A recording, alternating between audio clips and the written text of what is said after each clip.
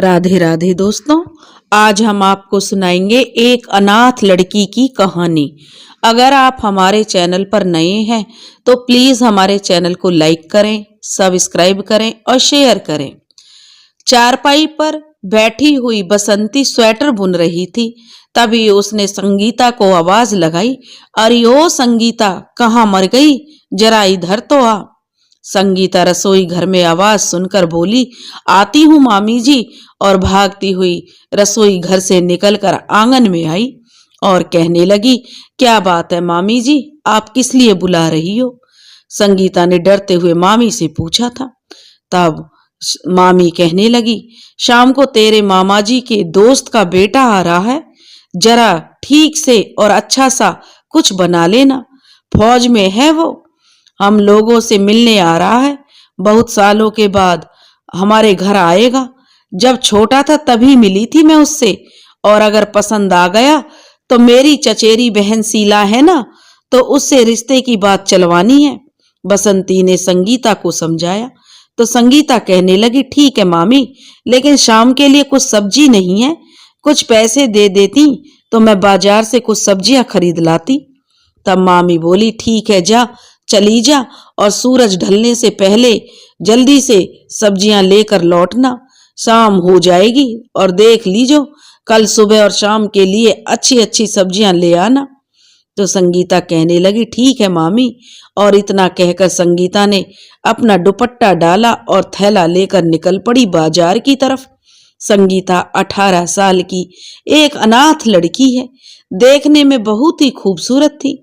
गोरा रंग, भूरी आंखें, भरा पूरा बदन, कमर तक के भूरे बाल। माँ बाप नहीं है बेचारी के, तो अपने मामा मामी के घर में रहती है। बस हमेशा ऐसे ही घर के कामों में लगी रहती है। माँ बाप थे तब तक स्कूल भी जाती थी, लेकिन माँ बाप के जाने के बाद बेचारी की पढ़ाई छूट गई। जैसे तैसे तो मामा मामी घर में रखने को तैयार हुए थे। मामी बसंती दिन भर ऐसे ही खटिया पर बैठे बैठे संगीता को आदेश देती रहती है। सर्दियों के दिन है और कभी ये नहीं किया, कभी वो नहीं किया। संगीता को 2 घड़ी के लिए भी आंगन में धूप नहीं सेकने देती। अगर संगीता ना हो तो मामी के घर में मक्खियां भिनभिनाती रहें। उसके घर के कच्चे आंगन को गोबर से लीपकर संगीता ने सुंदर बना रखा है। किनारे पर कुछ गुलाब के पौधे भी लगा दिए हैं, कुछ मिर्ची और टमाटर के पौधे भी लगा रखे हैं। आंगन के बीच में एक तुलसी जी का चौरा है, जिसमें सुबह शाम हर रोज वह दिया जलाती है। बसंती के अपने कोई औलाद नहीं है, फिर भी वो संगीता की कदर नहीं करती। संगीता भी सब सुन लेती है। उसे ये लगता है कि दुनिया में मामा मामी के अलावा और कोई भी तो उसका नहीं है। अब संगीता बाजार पहुंच चुकी थी। उसने कुछ हरी ताजी सब्जियां खरीदी, जैसे कि गोभी, मटर वगैरह, और कुछ हरा साग भी खरीद लिया और घर की ओर चल पड़ी। थैला कुछ ज्यादा ही भारी हो गया था, अब उसकी चाल थोड़ी धीमी पड़ गई। तभी उसने कुछ महसूस किया कि एक लड़का उसका पीछा कर रहा है। उसने अपनी रफ्तार थोड़ी सी और बढ़ा दी। थैले के ज्यादा बोझ के वजह से वह ज्यादा तेज नहीं चल पा रही थी। उसने रुककर एक बार पीछे मुड़कर उस लड़के की ओर गुस्से से देखा तो वह लड़का भी रुक गया और संगीता की ओर देखकर मुस्कुरा दिया। संगीता ने गुस्से में अपना पैर पटका और आगे निकल गई। घर के दरवाजे पर पहुंची ही थी कि वो लड़का भी घर की ओर आ रहा था। संगीता दरवाजे को खोलकर भीतर गई और उसको देखकर जो उसके मुंह पर ही दरवाजा बंद कर दिया। वो थैला लेकर तुलसी के चौरे तक ही पहुंची थी कि किसी ने दरवाजा खटखटाया। संगीता ने दरवाजे की दस्तक को अनसुना कर दिया और रसोई की तरफ बढ़ गई। तभी बसंती ने जाकर दरवाजा खोला और बोल पड़ी, अरे राजदेव, तुम कैसे हो बेटा? आओ अंदर आओ, आओ ना बेटा। राजदेव ने बसंती के पैर छुए और अंदर आ गया।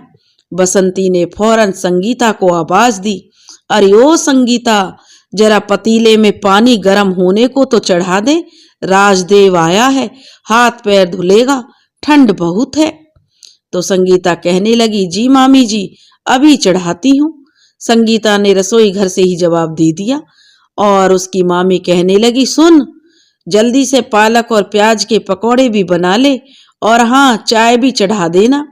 तो संगीता कहने लगी, ठीक है मामी। और संगीता ने पूछा, और कुछ तो नहीं? तब मामी कहने लगी, अभी इतना कर ले और जरा मुझे टमाटर, हरा धनिया, मिर्च दे दे, मैं सिलबट्टे पर चटनी पीस देती हूँ, तभी तो पकौड़ियाँ खाने का मजा आएगा। तेरे मामा भी आ रहे होंगे। बसंती जो संगीता से कहने लगी तो संगीता कहने लगी, थोड़ी देर में अभी लेके आती हूँ। और थोड़ी देर में संगीता ने स्नान घर में पानी गर्म करके रख दिया और मामी को आवाज दी, मामी पानी रख दिया है, मेहमान से कहो कि हाथ पैर धो लें। तो उसकी मामी बोली, ठीक है। तब तक संगीता के मामा केशव लाल भी आ गए थे। उन्होंने भी अपने हाथ पैर धोए। तब तक संगीता ने चाय, गर्मा गर्म प्याज और पालक के पकौड़े टमाटर की चटनी के साथ परोस दिए। सब बातें करते हुए मूंगफलियां खाने लगे। फिर 1-2 घंटे के अंदर ही संगीता ने रात का खाना भी तैयार कर दिया। आलू टमाटर की तरी वाली सब्जी, आंवले की चटनी, भरमा मिर्च का अचार और मेथी के गर्मा गर्म पराठे। सब खाना खाने बैठे और संगीता परोस रही थी। देवराज बोला, चाची, खाना तो बहुत ही स्वादिष्ट है। और संगीता नीचे की ओर सिर झुकाकर धीरे धीरे मुस्कुरा दी। तभी केशव बोल पड़ा, हाँ राजदेव, हमारी संगीता बहुत अच्छा खाना बनाती है। दूसरे दिन संगीता को सुबह जागने में थोड़ी देर क्या हो गई, बसंती ने संगीता की अच्छे से खबर लेनी शुरू कर दी। यह सब देवराज ने भी देखा और संगीता रोते हुए रसोई घर में चली गई।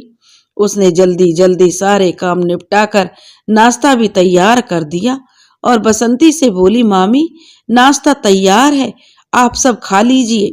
बसंती बोली, ठीक है, आज तो देर कर दी तूने, लेकिन कल से यह सब नहीं होना चाहिए। तभी केशव लाल बोल पड़े, अरे ओ भाग्यवान, हमेशा क्यों बिटिया के पीछे पड़ी रहती हो? दिन भर तो सारे काम में लगी रहती है। बेचारी एक दिन देर हो भी गई जागने में तो कौन सा आसमान टूट पड़ा। तो बसंती कहने लगी, हाँ बिगाड़ो, मुझे क्या, पराये घर जाएगी तो तुम भी इसकी पैरवी करने चले जाना, नहीं तो मैं तो सिर्फ इतना कह रहा हूं। केशवलाल कहने लगे कि छोटी सी जान सारा दिन घर संभालती है, कभी कभार कोई गलती हो भी गई तो नजरअंदाज कर दिया करो। बसंती कहने लगी, हाँ ठीक है, लो पहले नाश्ता कर लो।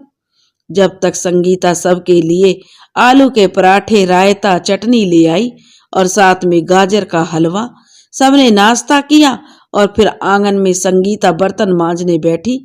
उसने वही आंगन में लगे हैंडपंप से 2 बाल्टी पानी भरा और अपना काम करने लगी। वहीं चारपाई पर राजदेव भी धूप में बैठा अखबार पढ़ रहा था। अखबार तो एक बहाना था, वह चुपके चुपके नजर बचाकर संगीता को देख रहा था। एकाएक संगीता ने बर्तन मांजते समय ध्यान दिया कि राजदेव अखबार की आड़ में उसे ही निहार रहा है। उसने जल्दी जल्दी अपना काम खत्म किया और अंदर चली गई। संगीता को राजदेव का ऐसे देखना अच्छा नहीं लगा, लेकिन वो कुछ कहती भी तो किससे? वो जानती थी कि उसको अपना समझने वाला कोई नहीं है। सुबह से लेकर सिर्फ काम में लगी रहती है शाम तक, ना पढ़ाई ना लिखाई। पता नहीं उसकी जिंदगी कौन सा मोड़ लेने वाली थी। उसके लिए तो सालों से कुछ भी नया नहीं था, वही रोज का काम सुबह से शाम तक और मामी की झिड़की, बस यही बचा था उसके जीवन में। सुख के दिन तो जैसे कभी देखे ही नहीं थे बेचारी ने। यही सोचते सोचते कब उसकी आंख लग गई उसे पता ही नहीं चला। शाम होने को आई थी, सर्दियों के दिन थे। दिन भी जल्दी ढलता है सर्दियों में। बसंती को शाम की चाय की तलब उठने लगी। उसने फिर संगीता को पुकारा, अरे ओ संगीता, शाम की चाय नसीब होगी या नहीं? महारानी कब तक ऐसे ही सोती रहेगी? अब तो सूर्य नारायण भी विदा हो गए हैं, कुछ लाज शर्म है कि नहीं? मामी की आवाज सुनकर संगीता झटपट से उठी और रजाई से बाहर आने का उसका मन तो नहीं था, पर फिर भी उसने जल्दी से उठकर आंगन में आकर बसंती से कहा, अभी बनाती हूँ मामी चाय, वो जरा आंख लग गई थी। और यह सुन बसंती कहने लगी, चाय के साथ कुछ नाश्ता भी बना लेना, मैंने हरे मटर छील कर रखे हैं, जरा उन्हें तल लेना। तो संगीता कहने लगी, ठीक है मामी। और इतनी कहकर संगीता रसोई घर में चली गई। राजदेव भी 2 दिन से यह सब देख रहा था। उसे यह सब अच्छा नहीं लगा। संगीता के प्रति बसंती चाची का जो व्यवहार है वो बहुत ही दुखदायक है। इतनी भली लड़की है और उसकी इस घर में ये इज्जत है। शाम की चाय के बाद बसंती पड़ोस में किसी से मिलने चली गई। संगीता रसोई में रात के खाने की तैयारी कर रही थी। तभी एकाएक राजदेव रसोई घर में पानी पीने के बहाने आ पहुंचा। रसोई में अचानक से राजदेव को देखकर संगीता थोड़ी हड़बड़ा गई।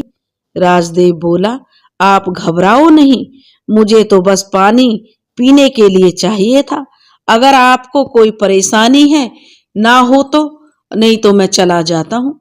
संगीता बोली, ऐसी कोई बात नहीं है, आप अचानक से आ गए इसलिए मैं जरा चौंक गई, अभी पानी देती हूँ। संगीता ने लोटे में रखा गुनगुना पानी गिलास में डालकर राजदेव को दे दिया। राजदेव ने पानी पिया और बोला, क्या मैं थोड़ी देर आपसे बात कर सकता हूँ, अगर आपको कोई ऐतराज नहीं हो तो? तो संगीता कहने लगी, जी कहिए, भला मुझे क्या ऐतराज हो सकता है? तब राजदेव बोला, अच्छा आपसे एक बात पूछूं? राजदेव ने सवाल किया तो संगीता कहने लगी, हाँ पूछिए। तो राजदेव कहने लगा, बसंती चाची आपके साथ ऐसा व्यवहार करती हैं, आप कैसे इतना सब कुछ सह लेती हो? मुझे तो उनका बर्ताव बहुत बुरा लगता है। इस पर संगीता गुस्से में बोली, ऐसी कोई बात नहीं है, वो मेरी मामी है और मेरी माँ के समान है, आपको उन्हें कुछ भी कहने की कोई जरूरत नहीं है। और इसी बीच बसंती घर में दाखिल हुई। किवाड़ भी पहले से ही खुले पड़े हुए थे। उसने राजदेव और संगीता को रसोई घर में आपस में बातें करते हुए देख लिया। फिर क्या था, इतनी खरी खोटी सुनाई संगीता को। बसंती बोली कि मेरे सामने तो बहुत सती सावित्री बनने का नाटक करती है और पीठ पीछे ये गुल खिलाए जा रहे हैं। यही दिन देखना बाकी रह गया था। उसने संगीता को बड़ी खरी खोटी सुनाई, बहुत उल्टा सीधा कहा। इस पर राजदेव बोला, चाची आप गलत समझ रही हैं, ऐसा कुछ नहीं है, मैं तो बस पानी पीने आया था।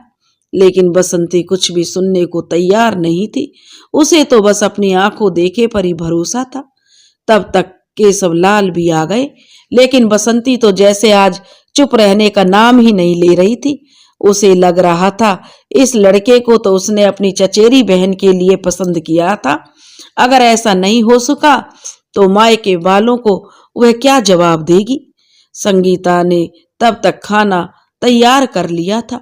उसने बसंती से कहा, मामी पहले सब लोग खाना खा लो और जो बुरा भला तुम्हें सुनाना है वो बाद में मुझे सुना देना।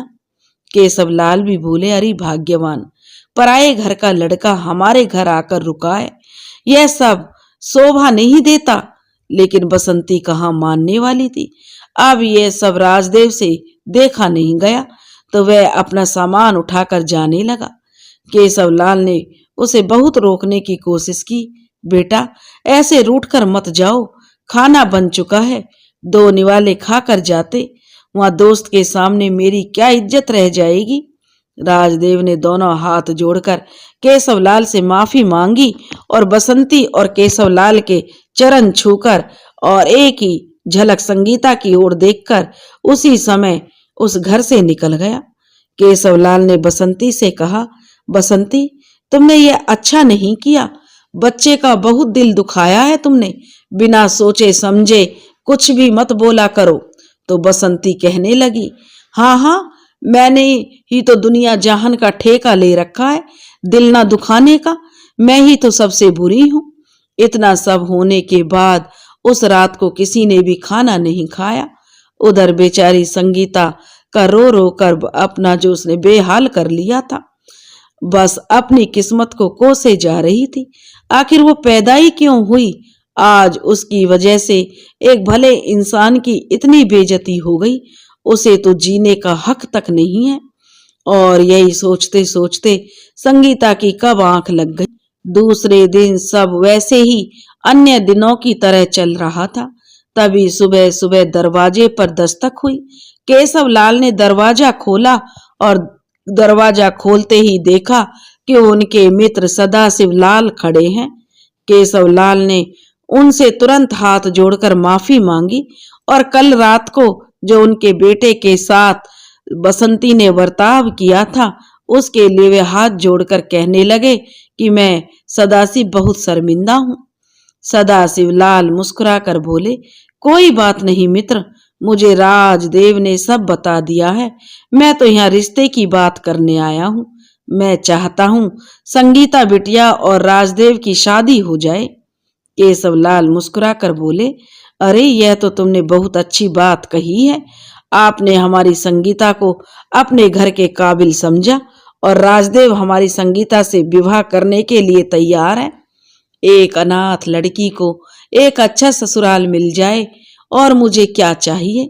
इतने में बसंती भी बाहर से आ गई और तुनक कर बोली, यह शादी इस घर में नहीं होगी, चाहे जो करो, मैं एक भी फूटी कौड़ी इसकी शादी में खर्च नहीं होने दूंगी। सदाशिव घबरा कर बोले, ये कैसी बातें कर रही हैं भाभी जी? संगीता भी तो आपकी बेटी के समान है। ऐसी बेटी बड़े भाग्य से मिलती है। लक्ष्मी का रूप है संगीता। कृपया ऐसी बातें ना करें उसके बारे में। केशव लाल बोले, अरे भाग्यवान, कुछ तो भगवान से डर। ऊपर जाकर क्या मुंह दिखाएगी? पाप पुण्य भी तो कुछ होता है। तू तो अपने अहम में लगता है सब कुछ भूल गई है। तब बसंती कहने लगी, रहने दो जी, रहने दो। यह पाप पुण्य का अंतर मुझको मत समझाओ। मैंने एक बार जो कह दिया सो कह दिया। और बसंती के आगे केशव लाल की एक भी नहीं चल सकी। बसंती के मना करने पर केशव लाल और सदाशिव लाल ने आपस में कुछ सलाह मशवरा किया कि ये शादी तो होगी, लेकिन अब ये शादी मंदिर में होगी। लेकिन संगीता इस ब्याह के लिए तैयार नहीं थी। वो मामी का दिल दुखाकर इस प्रकार विवाह नहीं करना चाहती थी। उसने सदाशिव लाल जी से हाथ जोड़कर विनती की कि क्षमा करें चाचा जी, लेकिन मैं इस विवाह के लिए तैयार नहीं हूँ। इस तरह तो बिल्कुल भी नहीं, जहाँ बड़ों का दिल दुखे, और वो भी जैसी भी हैं मैं, लेकिन है तो मेरी मामी। मैं उनका दिल दुखाकर विवाह नहीं कर सकती। इतने साल से वो मुझे अपने साथ रख रही हैं और मैं उनके सारे एहसान भूलकर स्वार्थी हो जाऊं। जिस दिन मामी इस विवाह के लिए राजी हो जाएंगी उस दिन मैं यह विवाह कर लूंगी। सदाशिव जी बोले, बहुत ही भाग्यशाली है तुम्हारी माँ बेटी, जिसने तुझ जैसी बेटी को जन्म दिया। तेरी जैसी बेटी को मैं अपने घर की बहू बनाकर अपने आप को धन्य समझूंगा। बेटी, तू हमेशा खुश रहे, तू जो चाहे तुझे मिले। जब से राजदेव की माँ छोड़कर गई है, घर की तो जैसे रौनक चली गई है। मुझे लगा था कि मेरे घर में तेरे बहू बनकर आने से मेरे घर के सूने आंगन में फिर से चहल पहल हो जाएगी। खैर कोई बात नहीं, जैसी तेरी मर्जी। बस राजदेव को समझाने में थोड़ी मुश्किल होगी, लेकिन कोई बात नहीं, मैं उसे समझा लूंगा। वैसे मेरा राजदेव बहुत समझदार है। और सदाशिव लाल हाथ जोड़कर केशव लाल से नमस्ते करके दुखी मन से वापस लौट गए। इधर संगीता भी उलझन में थी। उसे समझ नहीं आ रहा था कि उसने ठीक किया या गलत। मन के भीतर अंतर्द्वंद चल रहा था। आखिर उसने उस भले इंसान का क्या दोष है? मेरी वजह से आज फिर दूसरी बार उसका अपमान हो गया। विवाह ही तो करना चाहता था मुझसे, आखिर मैं करती भी क्या?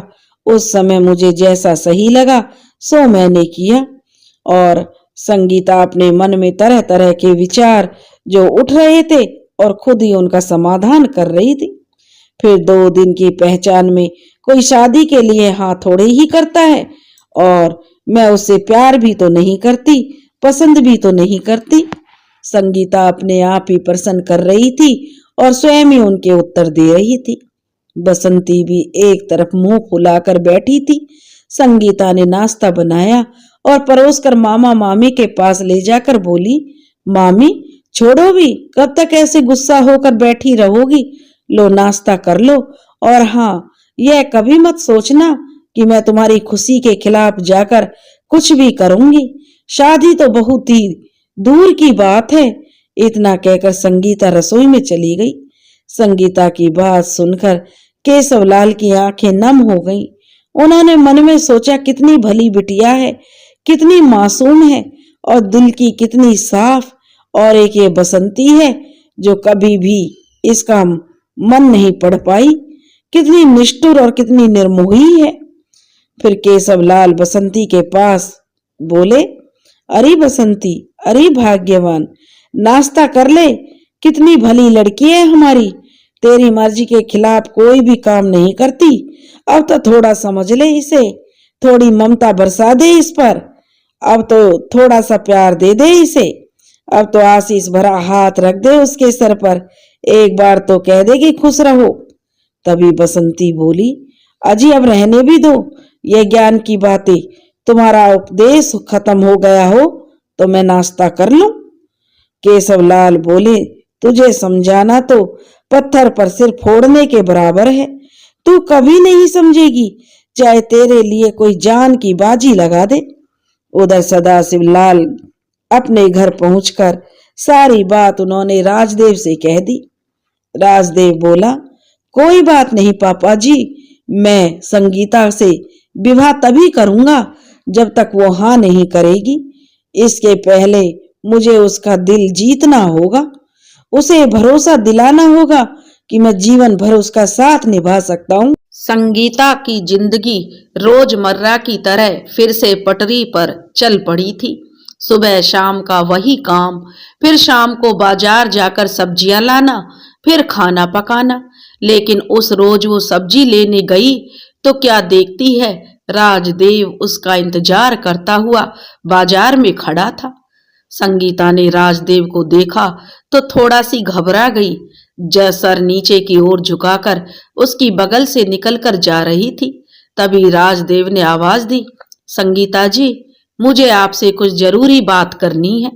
संगीता बोली, लेकिन मुझे आपसे कोई बात नहीं करनी है। ऐसा कहकर संगीता तेज कदमों के साथ आगे बढ़ने लगी। फिर भी राजदेव संगीता के पीछे पीछे आने लगा।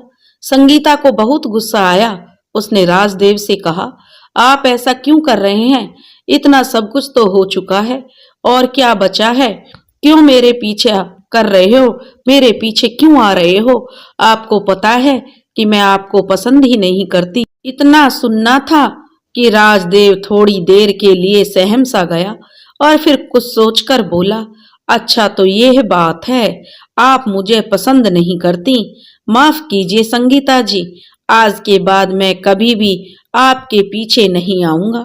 ये बात मुझे पता ही नहीं थी, मुझे लगा था कि आप भी मेरी तरह मुझे पसंद करती हैं। तो और राजदेव मायूस होकर वहां से वापस चला गया। संगीता ने इतना सब राजदेव से कह तो दिया था, लेकिन अब उसे बहुत दुख हो रहा था कि गुस्से में इतना भला बुरा नहीं बोलना चाहिए था। कितना बुरा लगा होगा बेचारे को। संगीता घर आई और रसोई में जाकर चूल्हा जलाकर उस पर दाल चढ़ा दी। फिर पता नहीं क्यों उसका जी भर आया और वह अपना सर घुटनों में झुकाकर फूट फूट कर रोने लगी। इतने में उसे बाहर से केशवलाल की आवाज सुनाई दी। उसने सोचा, लगता है मामा जी आ गए, और वह फौरन अपने आंसू पहुंचकर अपने काम में लग गई। केशवलाल जी रसोई में आए और संगीता से आकर बोले, संगीता, आज देवराज मिला था तो बेटा मैंने उससे पूछा, कुछ काम था, किस लिए आए थे? तो देवराज बोला, संगीता से कुछ सवालों के जवाब चाहिए थे जो मिल गए, अब मैं कभी नहीं आऊंगा। फिर मैंने उससे पूछा, क्या हो गया बेटा, तो वह बोला, जब संगीता मुझे पसंद ही नहीं करती तो फिर कोई सवाल ही नहीं रह जाता। मैं तो उत्तर पाने के लिए इस आशा से आया था कि जिस तरह से मैं संगीता को पसंद करता हूँ शायद वह भी मुझे पसंद करती हो, लेकिन मुझे आज अपने सवाल का जवाब मिल गया। संगीता बोली, मामा जी, इस विषय में मुझे कोई बात नहीं करनी, जो हो नहीं सकता तो क्यों हम उसके पीछे पड़ें। केशवलाल जी बोले, बेटी जैसी तेरी मर्जी, लेकिन कोई फैसला लेने में से पहले एक बार जरूर सोच लेना। इतना स्नेह, इतना प्यार करने वाले बड़ी मुश्किल से मिलते हैं। इतना कहकर केशवलाल जी रसोई से बाहर आ गए। उधर राजदेव हताश सा अपने घर पहुंचा। उसके चेहरे पर निराशा के भाव साफ साफ नजर आ रहे थे। तभी सदाशिव लाल अपने बेटे की चिंता की वजह भांपकर बोले, मना कर दिया ना उसने, मुझे पता था वह ऐसा ही करेगी। बहुत ही भली लड़की है बेटा, पहले वो सबके बारे में सोचती है फिर अपने बारे में। उसके चेहरे पर जो तेज है वो साफ साफ बयां करता है।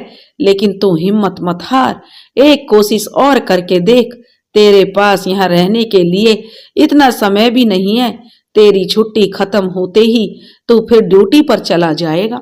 इससे पहले तू उसे मना ले और मैं तेरी उससे सगाई करवा सकूं। इतना सुनकर राजदेव के चेहरे पर मुस्कुराहट लौट आई और वह खुश होकर बोला, सच बाबूजी। अपने बाबूजी की बात सुनकर राजदेव को यह तो यकीन हो गया कि आज ना तो कल ना तो परसों, एक ना एक दिन तो संगीता इस विवाह के लिए तैयार हो ही जाएगी। और राजदेव इसी उम्मीद से संगीता से मिलने की कोशिश करने लगा। लेकिन संगीता है कि राजदेव की ओर देखती भी नहीं थी। ऐसे ही हफ्ता भर बीत गया। राजदेव ने संगीता को फिर बाजार में देखा। संगीता उस दिन बहुत जल्दबाजी में थी, बहुत घबराई हुई थी। राजदेव को देखकर संगीता बोली, चलिए मेरे साथ जल्दी घर चलिए। अच्छा हुआ आप मिल गए, मैं तो डॉक्टर साहब को बुलाने आई थी। राजदेव ने घबराकर पूछा, लेकिन किस लिए, क्या हुआ? तो संगीता घबराते हुए बोली, मामी जी छत से उतरते हुए सीढ़ियों से गिर पड़ी हैं। उन्हें अभी तक होश नहीं आया है, इसलिए बस आप इसी वक्त घर चलिए। राजदेव और संगीता डॉक्टर के साथ घर की ओर चल पड़े। डॉक्टर ने बसंती का मुआयना किया। बसंती को होश तो आ गया था, लेकिन उसके सर में बहुत गहरी चोट लगी थी। उसे अब महसूस हो चुका था कि वो अब बचने वाली नहीं है। सारा मोहल्ला इकट्ठा हो गया था। केशवलाल भी पहुंच चुके थे। उस समय बसंती की आंखों में पश्चाताप और दुख के आंसू थे। उसने संगीता और राजदेव को इशारे से अपने पास बुलाया और एक दूसरे के हाथों को पकड़ते हुए उसने जो संगीता का हाथ राजदेव के हाथों में देते हुए इशारों में माफी मांगी और बिना कुछ बोले ही प्राण त्याग दिए। संगीता फूट फूट कर रो पड़ी। केशवलाल भी बोले, चलो अपने अंतिम समय में ही एक भलाई का काम तो करके गई बसंती। शायद भगवान को यही मंजूर था, भगवान उसकी आत्मा को शांति दे। और ऐसा कहते हुए केशवलाल की आंखों से आंसू टपक पड़े। बसंती के अंतिम संस्कार के दिन सदाशिव लाल जी भी आए हुए थे। उन्होंने संगीता और केशवलाल को भी डांडस बंधाया कि भगवान के आगे किसी की चलती नहीं है, शायद ऊपर वाले को यही मंजूर था। अब तक बसंती की 13वीं भी हो चुकी थी।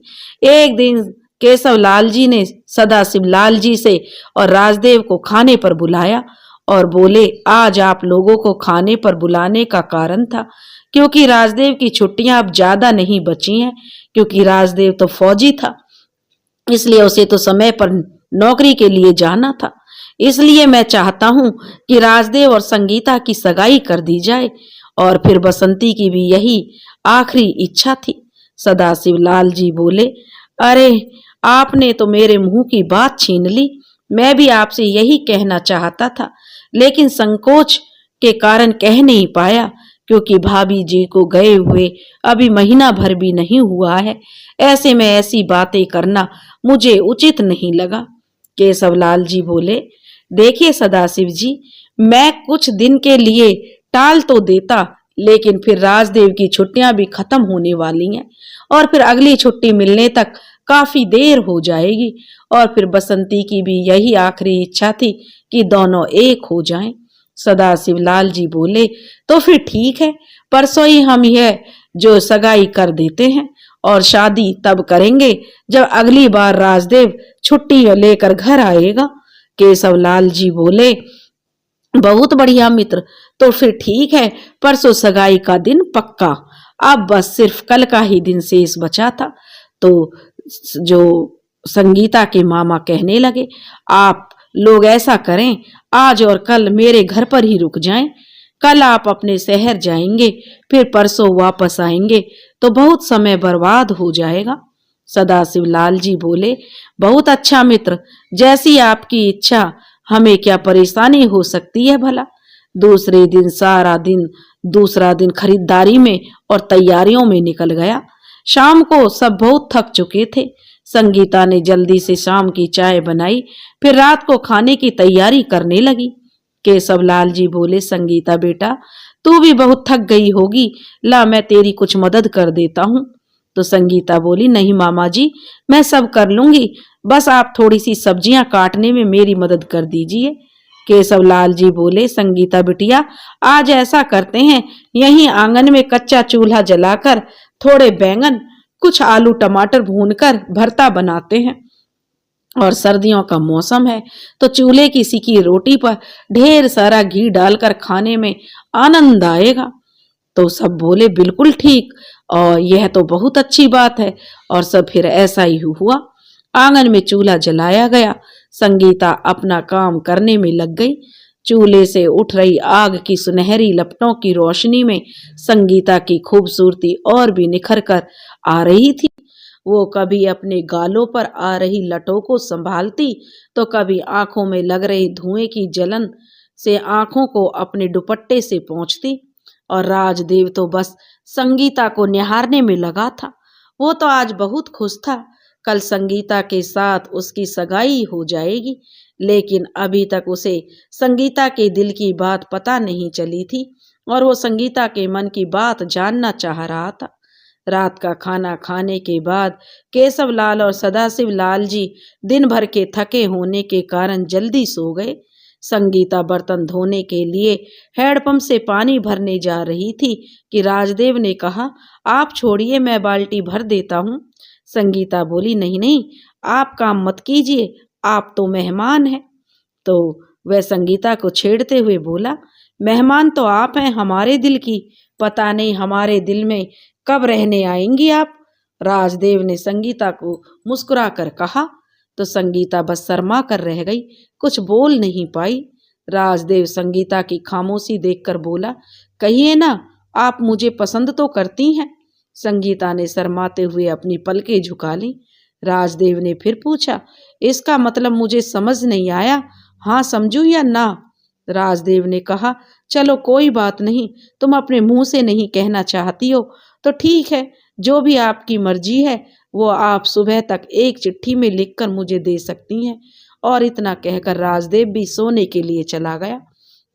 सुबह होते ही संगीता ने राजदेव को एक चिट्ठी दी, जिसमें उसने हाँ में अपना जवाब दिया था।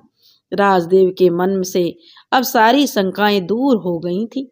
राजदेव और संगीता की सगाई हो गई थी और राजदेव की छुट्टी भी खत्म हो चुकी थी। अब राजदेव को वापस जाना था। बहुत ही दुखी मन से संगीता ने राजदेव को विदा किया। राजदेव के जाने के बाद संगीता और राजदेव एक दूसरे को चिट्ठी लिखकर अपने मन का हाल बताने लगे। ऐसे ही समय बीतता गया और राजदेव के दोबारा घर आने का समय हो गया। राजदेव के वापस आने की खबर से संगीता बहुत खुश हुई। राजदेव जिस दिन घर आया उसी रोज संगीता से मिलने आ पहुंचा और 2-4 दिन के अंदर ही दोनों का विवाह भी हो गया। दोनों अपने घर गृहस्थी में बहुत खुश थे। किस तरह राजदेव की छुट्टियां बीत गईं, दोनों को पता ही नहीं चला। राजदेव फिर वापस चला गया। इधर संगीता उसके आने का फिर से बेसब्री से इंतजार करने लगी, लेकिन होनी कुछ और ही थी। होनी को तो कुछ और ही मंजूर था। बाढ़ पीड़ितों के बचाव कार्य में राजदेव की ड्यूटी लगी थी। उसने अपनी हिम्मत और सूझबूझ से बहुत से लोगों की जान बचाई थी। लेकिन एक दिन पानी का बहाव इतना ज्यादा था कि एक बच्चे को बचाते हुए राजदेव खुद को नहीं संभाल सका और डूब गया। 2 दिन के बाद बड़ी मुश्किल से उसका मृत शरीर मिला था। संगीता पर तो मानो जैसे दुखों का पहाड़ ही टूट पड़ा था। वो बेचारी तो पहले ही अनाथ थी और पति का और परिवार मिला, पति का प्यार मिला तो वह भी उससे छूट गया। वो खुद को संभालती या अपने बूढ़े ससुर को दिलासा देती, उसकी हिम्मत तो बेचारी की जैसे टूट चुकी थी।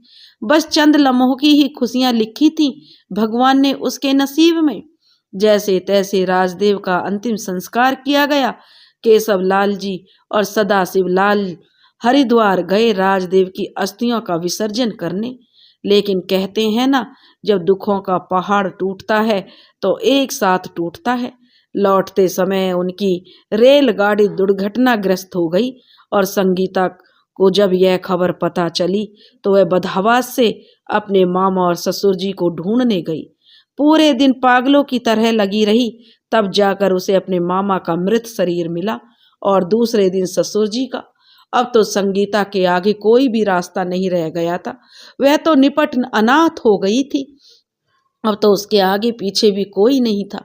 किसे अपना कहती, कोई तो नहीं बचा था उसे अपना कहने वाला। उसे अब समझ नहीं आ रहा था कि अब वो क्या करे। कोई भी रास्ता नहीं सूझ रहा था। एक ही पल में उसकी सारी दुनिया उजड़ गई।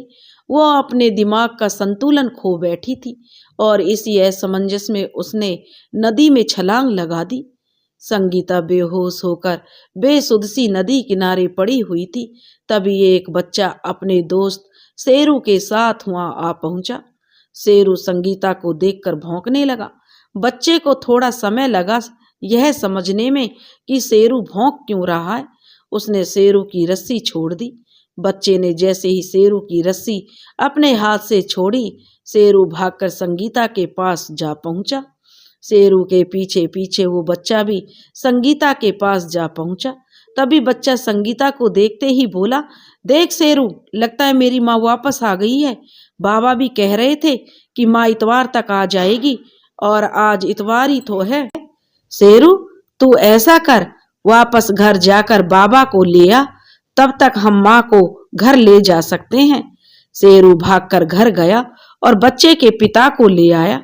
बच्चे के पिता संगीता को देखकर बोले, न जाने कौन है बेचारी, यहाँ कैसे पहुंची, जिंदा भी है या नहीं।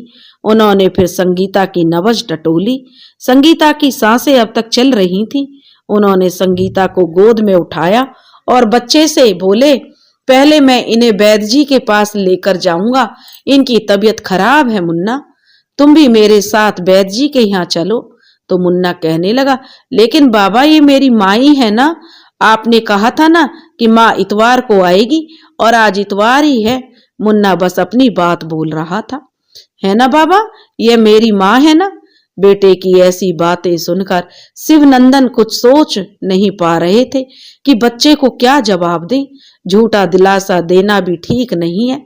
नन्ही सी जान पहले से ही अपनी माँ के आने की झूठी आशा में बैठा रहता है और अगर यह कह दिया कि यह तुम्हारी माँ है ही नहीं और अगर इस लड़की ने अपने घर चली गई तो बच्चे का दिल टूट जाएगा। अगर यह कह दिया कि यह इसकी माँ है तो बच्चा इससे लगाव कर बैठेगा। लेकिन पता नहीं होश आने पर लड़की कैसा व्यवहार करे। उन्होंने मुन्ना से कहा, बेटा यह बीमार है, पहले इनका इलाज करवाते हैं और जब यह होश में आ जाएगी तो खुद ब खुद अपने मुन्ना को पहचान लेगी, इसलिए पहले इन्हें ठीक होने दो। शिवनंदन सिंह वैद्य के पास पहुंचे और वैद्य जी से कहा कि जल्दी से इस लड़की का इलाज कीजिए, अभी इसकी सांसें चल रही हैं और जिंदा है। वैद्य जी बोले, प्रधान जी कौन है यह लड़की? तो वे कहने लगे, इतना बताने का समय नहीं है, पहले आप इसकी जान बचाइए, इसके होश में आ जाने पर पता चलेगा कि यह कौन है। तब शिवनंदन की बात सुनकर वैद्य जी ने फौरन अपनी पत्नी को आवाज लगाई, अरे भाग्यवान सुनती हो, जल्दी इधर आओ, कुछ कपड़े लेकर बिटिया के गीले कपड़े बदल दो, जल्दी इलाज शुरू करना है। वैद्य जी की पत्नी ने फौरन ही संगीता के कपड़े बदले और हथेली और तलवे में गरम तेल की मालिश करनी शुरू कर दी। फिर वैद्य जी ने भी अपना इलाज शुरू किया। उधर मुन्ना बार बार अपने पिता से बस पूछे जा रहा था, बाबा माँ कब ठीक होगी, मुझे पहचान तो लेगी ना माँ। और प्रधान शिवनंदन सिंह को सोच नहीं पा रहे थे कि क्या जवाब दें, मुन्ना को कैसा झूठा दिलासा दें। हाँ करें कि तेरी माँ है, तुझे पहचान लेगी, और फिर यह भी तो कहते नहीं बनता कि यह तेरी माँ नहीं है। बहुत ही बड़ी दुविधा में फंस चुके थे प्रधान शिवनंदन सिंह। थोड़ी देर के इलाज के बाद संगीता को होश आ गया। वैद्य जी ने फौरन शिवनंदन सिंह को पुकारा, अरे ठाकुर साहब सुनिए, बिटिया को होश आ गया है। इतना सुनते ही मुन्ना भीतर की ओर भागा और पीछे पीछे शिवनंदन भी गए। मुन्ना फौरन जाकर संगीता से माँ कहकर लिपट गया। संगीता को कुछ समझ नहीं आया, लेकिन मुन्ना के इस तरह गले लगने से उसके मन में मुन्ना के लिए ममता जाग गई। उसने भी कह दिया, हाँ बेटा।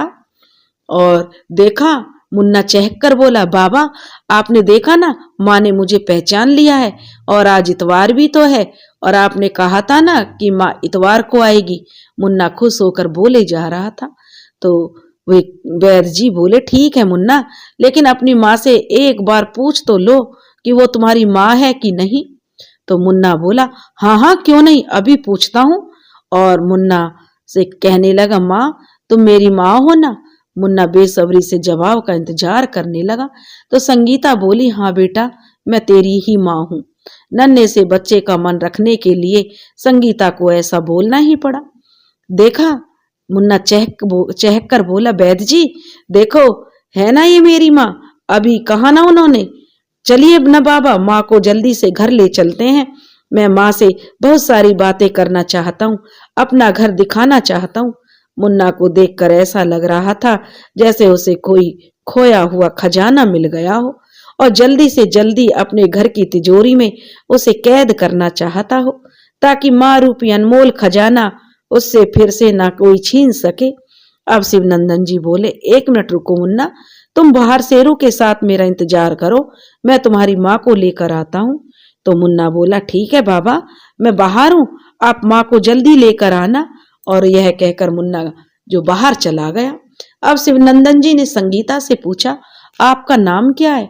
तो संगीता बोली, जी मेरा नाम संगीता है। तो शिवनंदन ने पूछा, आप यहाँ कैसे पहुंची? तो संगीता कहने लगी, जी मैं जीना नहीं चाहती थी, मेरा इस दुनिया में कोई नहीं है, मैं अनाथ और बेसहारा हूँ। जीवन में इतना दुख सहा है कि अब जीने की इच्छा मर गई है, इसलिए खुद को खत्म करना चाहती थी, लेकिन आप लोगों ने बचा लिया। इस बच्चे को देखा तो मेरा मन पिघल गया। मुझसे यह नहीं कहा गया कि मैं तुम्हारी माँ नहीं हूँ। चलिए, शिवनंदन ने पूछा, कोई बात नहीं, लेकिन अब आप रहेंगी कहाँ, जाएंगी कहाँ? तो संगीता बोली, जहां यह किस्मत ले जाए। तो शिवनंदन ने संगीता से कहा, अगर आपको ऐतराज ना हो तो आप मेरे घर चल सकती हैं, आपको कोई भी असुविधा नहीं होगी, और मुन्ना भी आपके आने से खुश हो जाएगा। तभी वैद्य जी भी की पत्नी और वैद्य जी बोले, क्या सोच रही हो बिटिया, चली जाओ, वो बच्चा कैसे अपनी माँ के लिए दिन रात तड़पता है, हम सबने देखा है उसे तड़पते हुए। आज तुम्हें देखकर कितना खुश था, हमने पहली बार उसको इतना खुश देखा है। और प्रधान जी भी देवता स्वरूप हैं, रोज ना जाने कितने लोगों का भला करते हैं, कोई परेशानी नहीं होगी बिटिया तुम्हें इनके घर में। अब संगीता थोड़ी उलझन में थी, लेकिन फिर से बाहर से मुन्ना ने आवाज लगाई, क्या हुआ बाबा, जल्दी आइए ना माँ को लेकर। अब संगीता खुद को रोक न सकी और मुन्ना के साथ उसके घर चल पड़ी। मुन्ना आज बहुत खुश था, जो भी रास्ते में मिलता उससे कहते हुए जाता, देखो ये मेरी माँ है, मैंने कहा था ना एक दिन मेरी माँ जरूर आएगी। और रास्ते भर संगीता के साथ बक बक करते हुए आ गया घर। माँ, मुन्ना कहने लगा, आज का खाना तुम बनाना, पता है महाराजिन एक ही भी अच्छा खाना नहीं बनाती, दाल में घी ही नहीं डालती और दूध में पानी मिलाकर देती है। अब तुम आ गई हो ना, तो रोज अच्छा अच्छा खाना बनाकर मुझे खिलाना और उन लोगों को भी डांटना जिन्होंने मुझे बहुत परेशान किया है। अब तो सबकी खैर नहीं है ना शेरू? अब तो मेरी माँ आ गई है। और सब घर पहुंच गए। संगीता मुन्ना के साथ घर पहुंची और यह देखकर उसका मन प्रसन्नता से भर गया। वह हमेशा से ऐसा ही घर चाहती थी। घर के सामने इतना बड़ा बाड़ा, बाड़े के एक तरफ एक गाय और उसका बछड़ा एक छप्पड़ के नीचे बंधे हुए थे और कुछ मुर्गे, मुर्गियां और चूजे बाड़े में टहल रहे थे। बगल में एक नीम का पेड़ और एक कुआं भी था। बस कमी थी तो कुछ फुलवारी की, लेकिन फिर भी संगीता खुश थी। आओ ना माँ, तभी मुन्ना चहकते हुए बोला संगीता से, आओ ना माँ। संगीता जैसे ही घर के दरवाजे के पास आई, तभी बर्तन धोने वाली कहारिन बाहर निकल पड़ी और संगीता को गौर से देखकर बोली, छोटे प्रधान जी, ये किसे ले आए? तब मुन्ना बोला, पता है रधिया काकी, यह मेरी माँ है। आज ही तो मिली है, नदी के किनारे पड़ी थी बेचारी। मैंने जल्दी से बाबा को बुलवाया, मैं और बाबा वैद्य जी के पास लेकर गए। अब मेरी माँ ठीक हो गई है, मैं इन्हें घर ले आया हूँ। अच्छी है ना मेरी माँ? बोलो ना रधिया काकी, अच्छी है ना मेरी माँ? रधिया का कोई उत्तर न पाकर मुन्ना ने फिर पूछा तो हाँ हाँ रधिया बोली, छोटे प्रधान जी, तुम्हारी माँ बहुत सुंदर है। रधिया जाते हुए बोली, मैंने बर्तन मांज दिए हैं और सफाई भी कर दी है, अब कल सुबह आऊंगी। मुन्ना बोला, ठीक है। मुन्ना संगीता को लेकर अंदर चला गया और बोला, माँ, इस कमरे में मैं और तुम रहेंगे और वो वाला कमरा बाबा का है। वहां पर अपना कागजी काम करते रहते हैं बाबा। पता है बाबा हारमोनियम भी बजाते हैं और मैं भी उनके साथ गाना गाता हूँ। और यहाँ रसोई घर है। आज के बाद तुम ही माँ मेरे लिए खाना पकाओगी और अपने हाथों से मुझे खिलाओगी। यह रहा आंगन और साथ में स्नान घर भी है। घर के पीछे काफी जगह है जहां मैं खेलता हूँ माँ। संगीता मुन्ना के मुंह से इतनी सारी बातें सुनकर भाव विभोर हो गई और प्यार से उसे गले लगाती बोली, बस करो मेरे मुन्ने, मैंने सब सुन लिया, ज्यादा मत बोलो नहीं तो नजर लग जाएगी मेरी। शाम हो आई थी, थोड़ा अंधेरा भी होने लगा था। प्रधान जी शिवनंदन सिंह जी ने देखा कि बाड़े में सारे मुर्गे मुर्गियां टहल रहे हैं। उन्होंने सारे मुर्गे मुर्गियों को पकड़कर उनके कोठर में पहुंचा दिया। फिर शेरू से भी कहा, चलो अपने घर में जाओ, और कुएं से 2 बाल्टी पानी खींचकर गाय के पास रख दिया। फिर जैसे गाय की सानी बनाने जा रहे थे, तभी दीनू काका आ पहुंचे। उसने प्रधान जी को आवाज दी, अरे मालिक, ये क्या कर रहे हैं आप? माफ कीजिए, आने में थोड़ी देर क्या हो गई, खेतों में आज काम कुछ ज्यादा था और मैं दोपहर में रधिया से बोलकर गया था, शाम को अगर मुझे देर हो जाए तो जानवरों को संभाल लेना और दाना पानी भी डाल देना। लेकिन रधिया भी पता नहीं किस धुन में रहती है, हमेशा काम चोरी करती है। तो शिवनंदन सिंह दीनू काका से कहने लगे, कोई बात नहीं काका, अपना ही तो घर है और अपने घर का काम करने में कैसा हर्ज।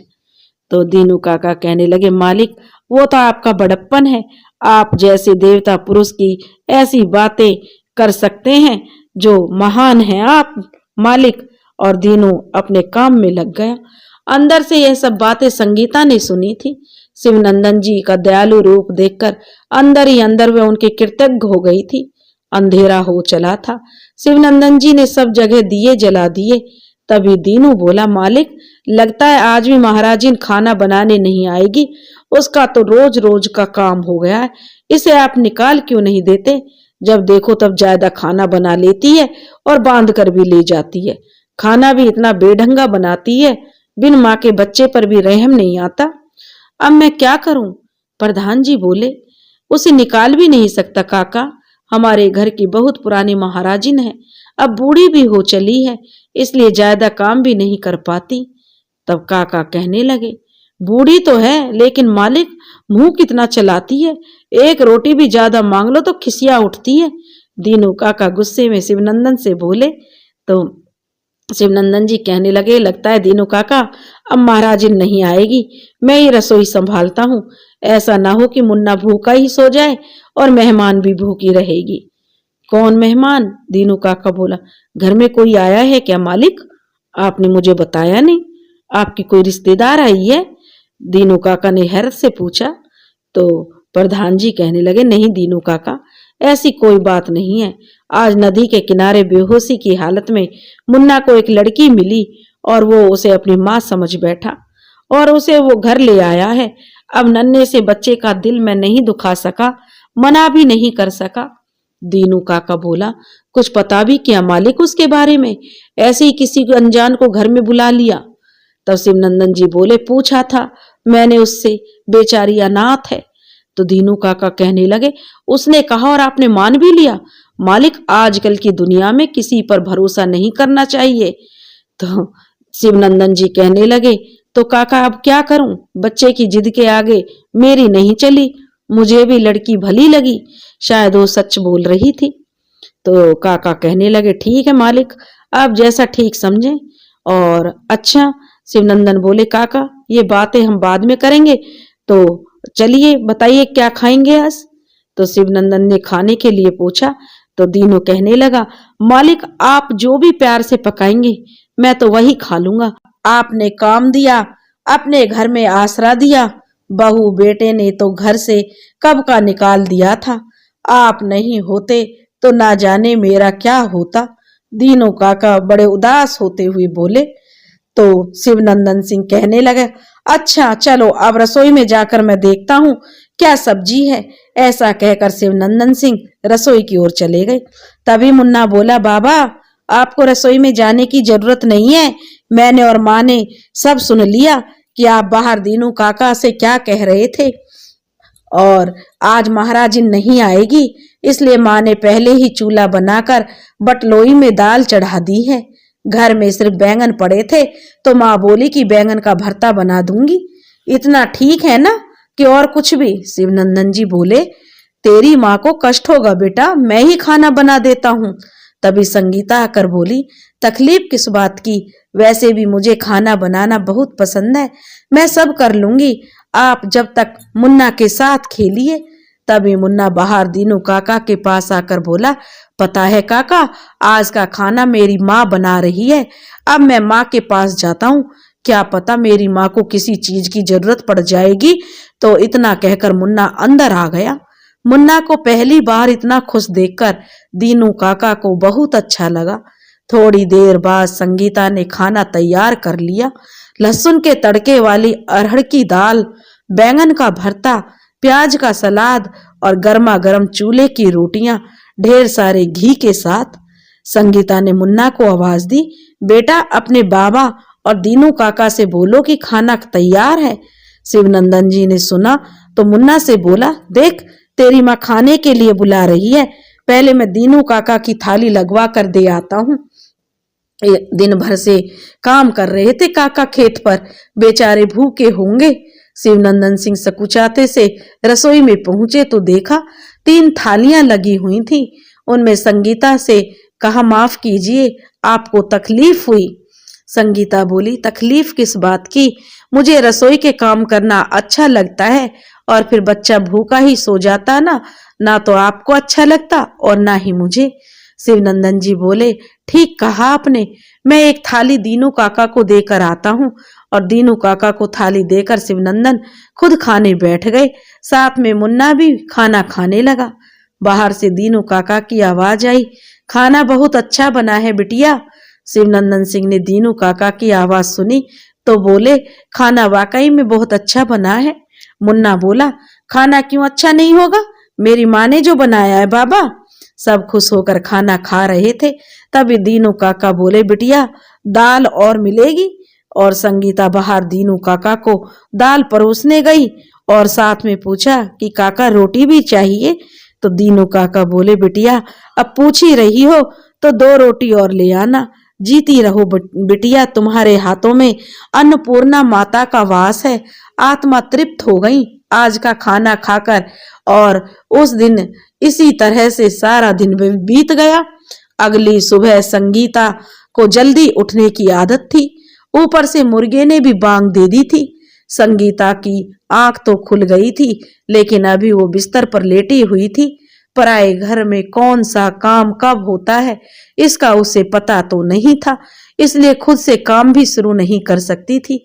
जैसे ही उसने करवट लेनी चाही, उसने देखा कि मुन्ना ने उसके पल्लू को अपने हाथ में बांध रखा था। मुन्ना को अपने प्रति प्यार देखकर उसका मन ममता से भर उठा और उसने उसके माथे को चूम लिया। फिर मुन्ना का सिर सहलाने लगी। मुन्ना नींद में बड़बड़ाते हुए कह रहा था, अब तुम मुझे छोड़कर कहीं मत जाना, हमेशा मेरे पास रहना। बोलो माँ, अब छोड़कर तो नहीं जाओगी? संगीता ने मुन्ना को प्यार से गले लगाते हुए कहा, नहीं जाऊंगी मेरे मुन्ने, कभी नहीं जाऊंगी। तभी उस बाड़े में से उसे कुछ शोर सुनाई दिया। शायद दीनू काका जाग गए थे और कुएं से पानी निकाल रहे थे। उन्होंने सारे जानवरों को पानी डाला और गाय का गोबर उठाया, गौशाला की सफाई की, गाय का दूध दोहकर बछड़े को माँ के पास खड़ा कर दिया। फिर कुएं से पानी निकालकर स्नान किया। फिर उन्होंने आवाज दी, मालिक, मंदिर होकर आता हूं मैं। तो शिवनंदन बोले, ठीक है दीनू काका। शिवनंदन सिंह जल्दी से उठे और चूल्हा बालकर दूध चढ़ाया। दूध गर्म होने के बाद उन्होंने चूल्हे पर कढ़ाई चढ़ाई और उसमें आटे का हलवा बनाने लगे। तब तक रधिया भी आ पहुंची और उसने सारे घर में झाड़ू लगाई। फिर बर्तन मांजने बैठी। तभी संगीता भी उठकर आई और शिवनंदन से बोली, ये आप क्या कर रहे हैं? तो शिवनंदन बोले, हलवा बना रहा हूं। दीनू काका मंदिर से आ ही रहे होंगे, फिर खेतों को निकल जाएंगे और अभी तक महाराजिन भी नहीं आई है, तो मैं उन्हें ऐसे खाली पेट कैसे जाने दे सकता हूं। तब संगीता बोली, तो आपने मुझसे कह दिया होता। तो शिवनंदन बोले, कोई बात नहीं, हलवा बस बन गया है, आप जाकर स्नान करके नाश्ता कर लीजिए। संगीता बोली, जी ठीक है। और शिवनंदन बोले, जी सुनिए और लीजिए संदूक की चाबी। तो संगीता ने पूछा, किस संदूक की चाबी?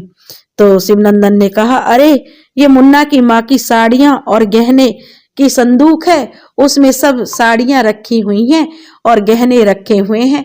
जो भी तुम्हें चाहिए उनमें से साड़ी निकालकर खुद के लिए पहन लो, स्नान करने के बाद क्या पहनोगी? तो वह कहने लगी, ठीक है। संगीता ने संदूक की चाबी ले ली, फिर एक साड़ी खुद के लिए निकालकर स्नान करने चली गई। स्नान करने के बाद उसने सूर्य देवता को जल चढ़ाया, फिर घर के मंदिर में दिया जलाकर आरती की, फिर सबको प्रसाद बांट दिया। रधिया यह सब देखकर बोली, मालिक, आज घर में रौनक लग रही है। घरनी से ही तो घर होता है, बिना औरत के तो घर की रौनक ही नहीं रहती। संगीता फिर सिलबट्टे पर चने की दाल पीसने बैठी, जो उसने रात को भिगोकर रख दी थी। तभी रधिया बोली, नहीं बिटिया, तुम ये सब मत करो, ये काम तो हमारा है, हम कर देते हैं। वैसे इसका क्या बनाओगी बिटिया? तो संगीता बोली, मुन्ना बोल रहा है कि उसे चने की दाल के पराठे बहुत पसंद है, सोच रही थी उसके लिए बना दूं। तो रधिया बोली, अच्छी बात है बिटिया, मुन्ना को पहली बार इतना खुश देख रहे हैं। तब तक मुन्ना भी जाग चुका था और संगीता बोली, जाओ बेटा, जल्दी से स्नान करके आओ, तुम्हारी पसंद का नाश्ता तैयार है। संगीता ने जल्दी से जो पास में चने का मसाला तैयार किया और पराठे बनाने शुरू कर दिए। तभी दीनू काका भी मंदिर से लौट आए। दीनू काका? शिवनंदन ने पूछा, आज मंदिर में बहुत देर लगा दी? तो दीनू काका कहने लगे, हाँ मालिक, आज पंडित जी चौपाइयां सुनाने लग गए, तो मन किया कि पूरा सुनकर ही जाऊं, इसलिए कुछ देर हो गई। तो वे कहने लगे, दीनू काका, और हाँ, आते समय ये 2 पके हुए कैथ दे दिए, किसी ने बोला चटनी बना लेना, तो मैंने कहा कि ठीक है। रधिया बोली, यह भी खूब रही, लाओ इधर कैथ मुझे दे दो, मैं बनाए देती हूँ चटनी। इसकी चटनी चने के दाल के पराठे के साथ अच्छी लगेगी। बिटिया ने छाछ में तड़का लगा दिया है और मालिक ने हलवा बना दिया है, आज तो नाश्ते का मजा ही आ जाएगा। इतना कहकर रधिया ने दोनों कैथ फोड़े और 8-10 लहसुन की कलियां छीली, 3-4 लाल मिर्च, थोड़ी साबुत धनिया और खड़े नमक के साथ अच्छी सी तीखी सी चटनी बना दी। तब तक मुन्ना, शिवनंदन और भी स्नान करके आ चुके थे। उधर संगीता गरम गरम पराठे सेक रही थी, इधर सब आनंद उठा रहे थे। बस सब खा ही चुके थे और संगीता ने अपने परोसने के लिए थाली उठाई ही थी कि तभी इतने में बूढ़ी महाराजिन सुखमती आ पहुंची। अंदर आते ही सबको खाते हुए देखकर बोली, ये क्या मालिक, दूसरी महाराजिन रख ली? और इतना कहकर दनदनाते हुए अंदर पहुंची और कहने लगी, कौन है री तू? और तेरी इतनी हिम्मत कि मेरी गैर हाजिरी में तू मीठी मीठी बातें करके इस घर में घुस गई? तूने क्या समझा सीधे साधे मालिक को बेवकूफ बना लेगी? तू मुझे जानती नहीं है, तेरा जीना मुश्किल कर दूंगी, मेरा काम छीनेगी, मेरे पेट पर लात मारेगी। करमजली, जहां से आई है वहीं लौट जा, नहीं तो मुझसे बुरा कोई नहीं होगा। संगीता ने इतना सुना तो वह सकपका गई और बस उसकी आंखों से आंसू बहने लगे। मुन्ना ने इतना सुना और गुस्से में बोल पड़ा, ओ सुखमती दादी, यह मेरी माँ है और तुम इनसे ऐसे बात नहीं कर सकती। तुम तो मुझे दूध में पानी मिलाकर देती थी और सारा दूध खुद पी जाती थी और मेरी दाल में भी घी नहीं डालती थी। रदिया बोली, सुखमती काकी, तुम्हारी उम्र का लिहाज कर रहे हैं, नहीं तो ये जो तुम्हारी काली जुबान है ना और काला दिल है, तुम्हारे विनाश का यही कारण है। तभी सुखमती गुस्से में रदिया से बोली, मैं तेरे जैसी नहीं हूं रदिया कि पति मर गया तो देवर से विवाह रचा लिया, तुझे तो कोई लिहाज है ही नहीं। तभी दीनू काका बोल पड़े, अरे सुखमती, काहे लोगों की खुशियों को नजर लगा रही हो? अगर कोई किसी के मिल जाने से खुश है तो तुझे क्यों परेशानी हो रही है?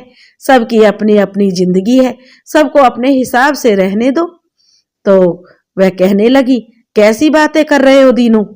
कोई मेरे पेट पर लात मारे, कोई मेरी नौकरी छीने और मैं कुछ ना कहूं? सुखमती गुस्से से चीख पड़ी। तभी दीनू काका फिर बोले, इस बिटिया ने ना तो कोई तेरा काम छीना है, ये इस बच्चे को बेहोशी की हालत में मिली थी, यह मासूम इसे अपनी माँ समझ बैठा है। तो वह कहने लगी, यह भली चलाई, किसी भी अनजान को ठाकुर साहब अपने घर में बीवी बनाकर ले आए और गांव वालों को पता ही नहीं है। सुखमती इतरा कर हाथ मटकाते हुए बोली। अब शिवनंदन सिंह से रहा नहीं गया और वे संगीता पर घटिया इल्जाम लगाते ही बोल पड़े, काकी, अभी तक मैं सब बर्दाश्त कर रहा था, लेकिन तुम अब किसी पर बेवजह लाछन लगाओगी तो बर्दाश्त नहीं कर पाऊंगा। अभी इसी समय निकल जाओ मेरे घर से और आज के बाद अपनी मनहूस शकल मत दिखाना। तुम्हारा जितना भी पैसा बनता है तुम्हारे घर पहुंचा दिया जाएगा। सुखमती काकी बोली, हाँ हाँ जाती हूँ, धौंस किसको दिखा रहे हो प्रधान जी? सारे गांव को तुम्हारी करतूतें बताऊंगी, पता नहीं किस औरत को तुमने अपने घर में रखा है। तभी मुन्ना बोल पड़ा, वो मेरी माँ है, मेरी माँ के बारे में कुछ मत कहो दादी।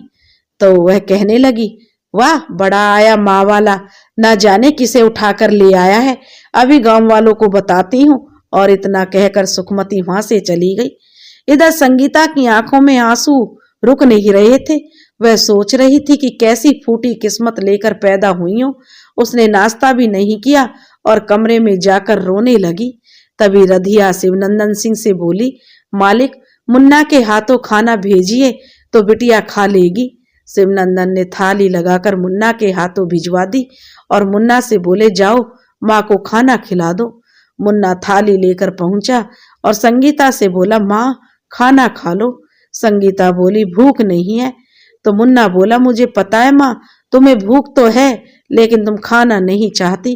तुम्हें सुखमती दादी की बात का बुरा लगा है, लेकिन पता है माँ, वो बहुत बुरी है, वो तो सबको ऐसे ही कुछ भी बोलती रहती है।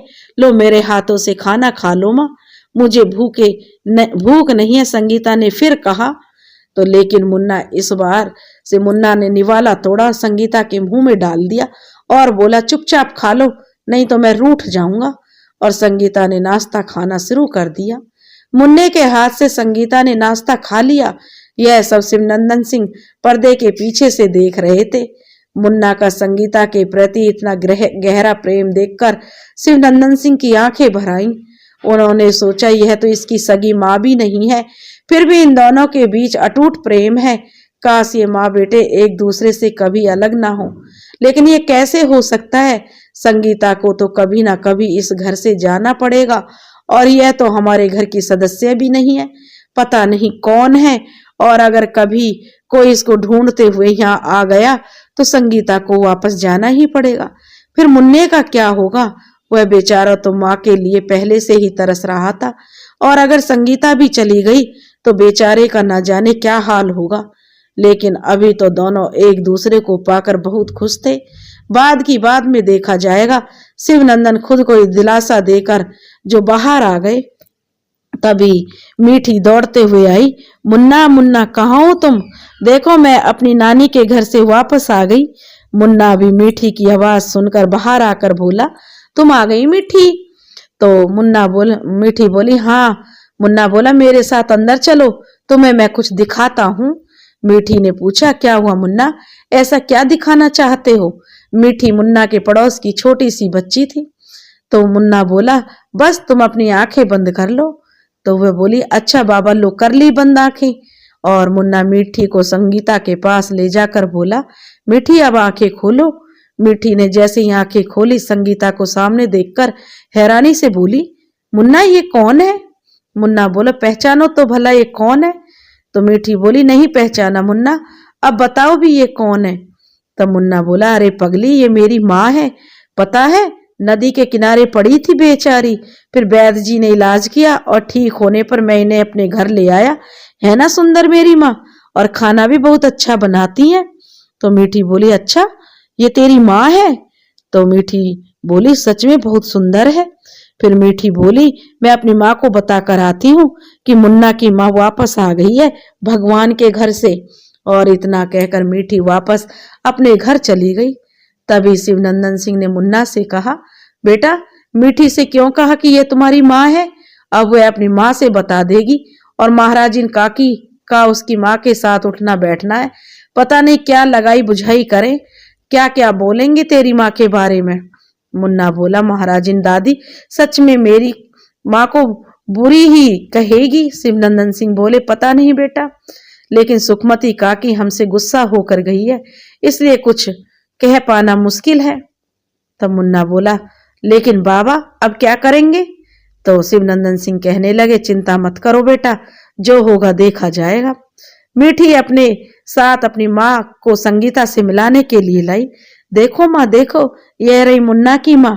कह ही रहा था कि नदी के किनारे बेहोश पड़ी मिली थी। मुन्ना ने वैद्य जी से उनका इलाज कराया है और फिर अपने घर लेकर आया। मीठी अपनी माँ सुमित्रा के साथ एक ही सांस में सारी बातें कह गई। सुमित्रा और मीठी संगीता के सामने थी।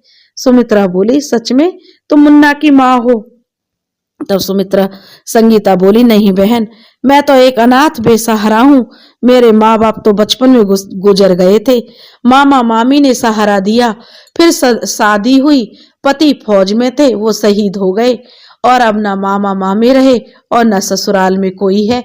इसलिए नदी में कूदकर जान देना चाहती थी, लेकिन मुझे क्या पता था कि मेरा भाग्य मुझे मुन्ना से मिला देगा। बरसों से ममता के लिए तरस रहा है, अगर मैं उसको वो ममता दे सकूं तो इसमें क्या बुराई है। इतने कम समय में ही इससे इतना लगाव हो गया है, ऐसा लगता है कि जैसे यह मेरा सगा बेटा है। तो सुमित्रा कहने लगी, अच्छा हुआ बहन, मैं बहुत खुश हूँ, मुन्ना के लिए अनाथ को माँ मिल गई, इससे अच्छा और क्या हो सकता है। अभी मैं जाती हूँ और बाद में फुर्सत से बात करती हूँ। अभी माँ के घर से आई हूँ तो बहुत सा काम पड़ा हुआ है। और इतना कहकर सुमित्रा चली गई। मुन्ना और मीठी आपस में खेलने लगे।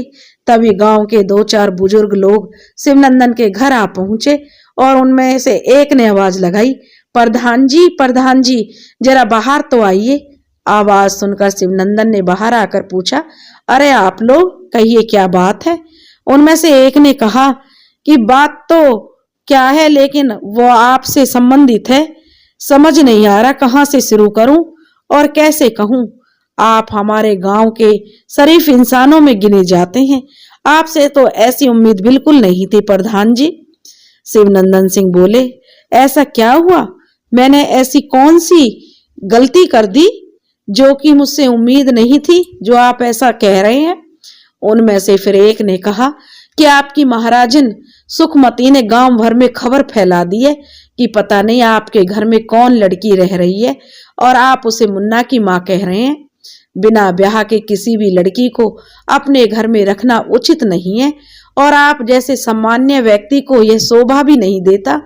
हम सब गांव वाले तो आपसे कब से कह रहे थे कि आप मुन्ना के लिए दूसरा विवाह कर लीजिए, लेकिन आप राजी नहीं हुई है। आप बोले कि सौतेली माना जाने कैसा व्यवहार करेंगी मुन्ना के साथ, लेकिन अब इस लड़की का आपके घर में रहना आपको अखर रहा है या फिर सबके घरों में बहू बेटियां हैं। आप ऐसा कहेंगे तो समाज पर क्या असर पड़ेगा। अब शिवनंदन जी बोले, अच्छा तो आपकी ये समस्या है, मैं जल्दी इसका कुछ समाधान करता हूँ, आप लोग अभी निश्चिंत होकर जाइए। आप लोग तब तक कुछ जलपान ग्रहण कीजिए, मैं अभी लेकर आता हूँ। तभी उनमें से एक ने कहा, नहीं ठाकुर साहब, जब तक आपकी समस्या का समाधान नहीं हो जाता हम आपके घर का जल भी ग्रहण नहीं कर सकते। अब सब जो शिवनंदन सिंह का मन गलानी से भर गया, बहुत ही कष्ट हुआ उनके मन को। वो उस समय खुद को बहुत ही असहाय महसूस कर रहे थे, लेकिन कुछ कर भी नहीं सकते थे। शिवनंदन सिंह ने सबको हाथ जोड़कर राम राम की और क्षमा मांगकर विदा कर दिया। शिवनंदन सिंह लेकिन बहुत ही विकट समस्या से जूझ रहे थे। उन्हें समझ नहीं आ रहा था वे संगीता से जाने के लिए कैसे कहें, अगर कह भी दें तो मुन्ना का क्या होगा। उन्हें अब संतान का मोह सता रहा था। बहुत ही कष्टदायक होता है संतान का मोह, और अब वो उसका समाधान ढूंढने लगे। शिवनंदन सिंह गहरी सोच में थे कि इस समस्या का समाधान कैसे हो। तभी दीनू काका दोपहर के खाने के लिए खेतों से लौटे तो उन्होंने शिवनंदन सिंह को ऐसी चिंतित अवस्था में देखकर पूछा, क्या हुआ मालिक, आप ऐसे उदास क्यों बैठे हैं, किस सोच में हैं आप, ऐसी कौन सी चिंता आपको सता रही है, इससे पहले तो मैंने आपको कभी इस तरह नहीं देखा। तो शिवनंदन जी कहने लगे, क्या बताऊं दीनू काका, बहुत बड़ी समस्या खड़ी हुई है। तो दीनू काका कहने लगे, ऐसा क्या हुआ मालिक, है ऐसी कौन सी समस्या आ गई, कहीं ऐसा तो नहीं कि सुखमती महाराजिन ने कोई लगाई बुझाई की है। तब वे कहने लगे, हाँ दीनू काका, अभी थोड़ी देर पहले गांव के कुछ बुजुर्ग लोग आए थे। उन लोगों ने कहा है कि मेरे घर का जल भी ग्रहण नहीं करना चाहते जब तक कि संगीता को मेरे घर से नहीं बाहर भेज दोगे। शिवनंदन सिंह दुखी होकर बोले।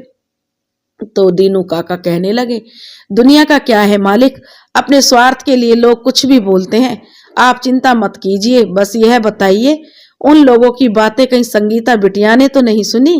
दीनू काका ने शिवनंदन से पूछा तो शिवनंदन कहने लगे, नहीं काका, संगीता बिटिया को तो मुन्ना शेरू और मीठी नदी किनारे लेकर गए थे, इस विषय में संगीता को कुछ भी नहीं पता। तो दीनू काका कहने लगा, बहुत अच्छा हुआ मालिक, संगीता बिटिया यह सब सुनती तो न जाने उसके दिल पर क्या गुजरती।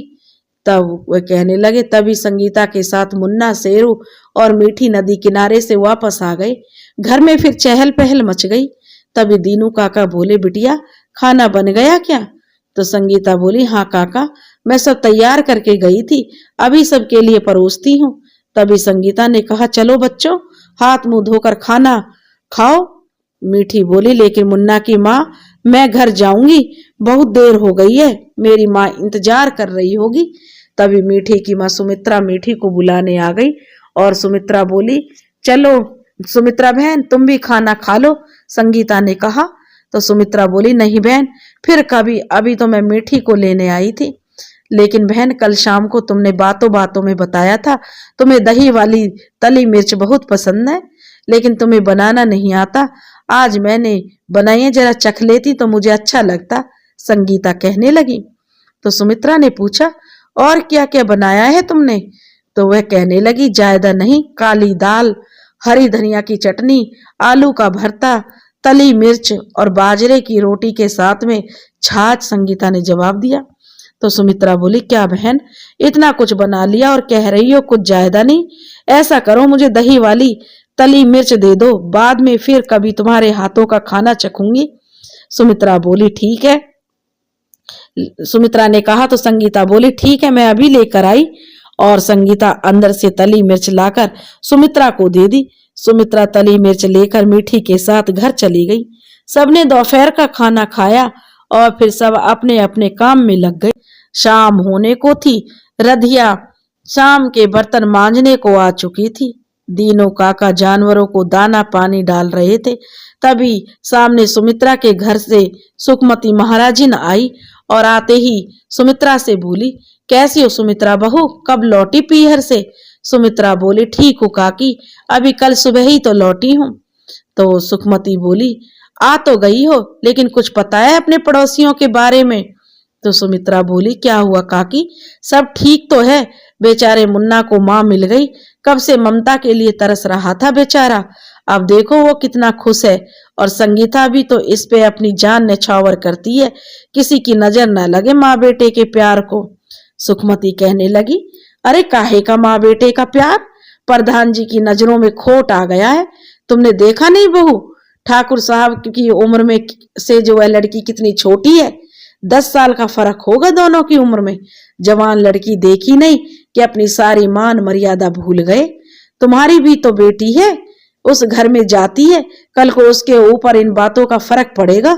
अभी तुम्हें जिंदगी का तजुर्बा नहीं है बहू, इसलिए तुम इन बातों को हल्के में ले रही हो। तुम ही सोचकर देखो भला, कोई भी अनजानी पराई लड़की ठाकुर साहब के घर में आ जाती है और उसे मुन्ना जो माँ की पदवी दे देता है, ऐसा कहीं होता है भला? समाज कुछ भी नहीं होता, समाज की रजामंदी कुछ भी मायने नहीं रखती। और उस लड़की का क्या है, उसके आगे पीछे कोई नहीं है, उसकी प्रतिष्ठा पर नहीं, ठाकुर साहब की प्रतिष्ठा पर असर पड़ रहा है ना। बिन ब्याही के कोई भी लड़की किसी गैर मर्द के यहाँ कैसे रह सकती है? समाज थू थू कर रहा है ठाकुर साहब की ऊपर। सुखमती ने इतना सब एक साथ कहा तो सुमित्रा बोली, लेकिन काकी लड़की तो भली है। सुखमती बोली, किसने देखा है, ऐसे भोले लोग दुनिया में बहुत मिलते हैं और मतलब पूरा होने पर चलते बनते हैं। सुमित्रा कहने लगी, नहीं काकी, संगीता तो ऐसी नहीं दिखती। तो काकी कहने लगी, शुरू में सब सीधे ही दिखते हैं सुमित्रा बहू, अब मुझे क्या लेना देना, तुम्हारे पड़ोसी हैं, तुम्हारा व्यवहार तुम जानो, मैं तो चली अपने घर। और इतना कहकर सुखमती आग में घी डालकर चली गई। तभी मीठी बोली, माँ रही हो? तो सुमित्रा बोली, नहीं, अभी तू कहीं किसी के घर खेलने नहीं जाएगी। मीठी बोली, लेकिन क्यों माँ? तो सुमित्रा गुस्से में बोली, मैंने कहा ना कि मुन्ना के घर नहीं जाएगी तो बस नहीं जाएगी। और फिर मीठी का हाथ पकड़कर सुमित्रा घर के अंदर ले गई। यह सब रधिया ने सब देख लिया और अंदर जाकर शिवनंदन से कह सुनाया। शिवनंदन सिंह पहले से ही परेशान थे, अब और भी ज्यादा परेशान हो गए। शिवनंदन ने रात्रि का भोजन भी ठीक से नहीं किया और रात भर चिंता में सो भी नहीं सके। दूसरे दिन जैसे ही संगीता बाहर निकली, सुमित्रा दरवाजा बंद करके फौरन अंदर चली गई। संगीता को सुमित्रा का ऐसा व्यवहार अच्छा नहीं लगा, वो मन मसोस कर रह गई। संगीता का मन किसी काम में नहीं लग रहा था। दोपहर होने वाली थी, तभी सुखमती गांव के कुछ बुजुर्ग महिलाओं और पुरुषों के साथ शिवनंदन के घर आ पहुंची। उनमें से एक बुजुर्ग बोले, तो प्रधान जी आपने क्या फैसला लिया है?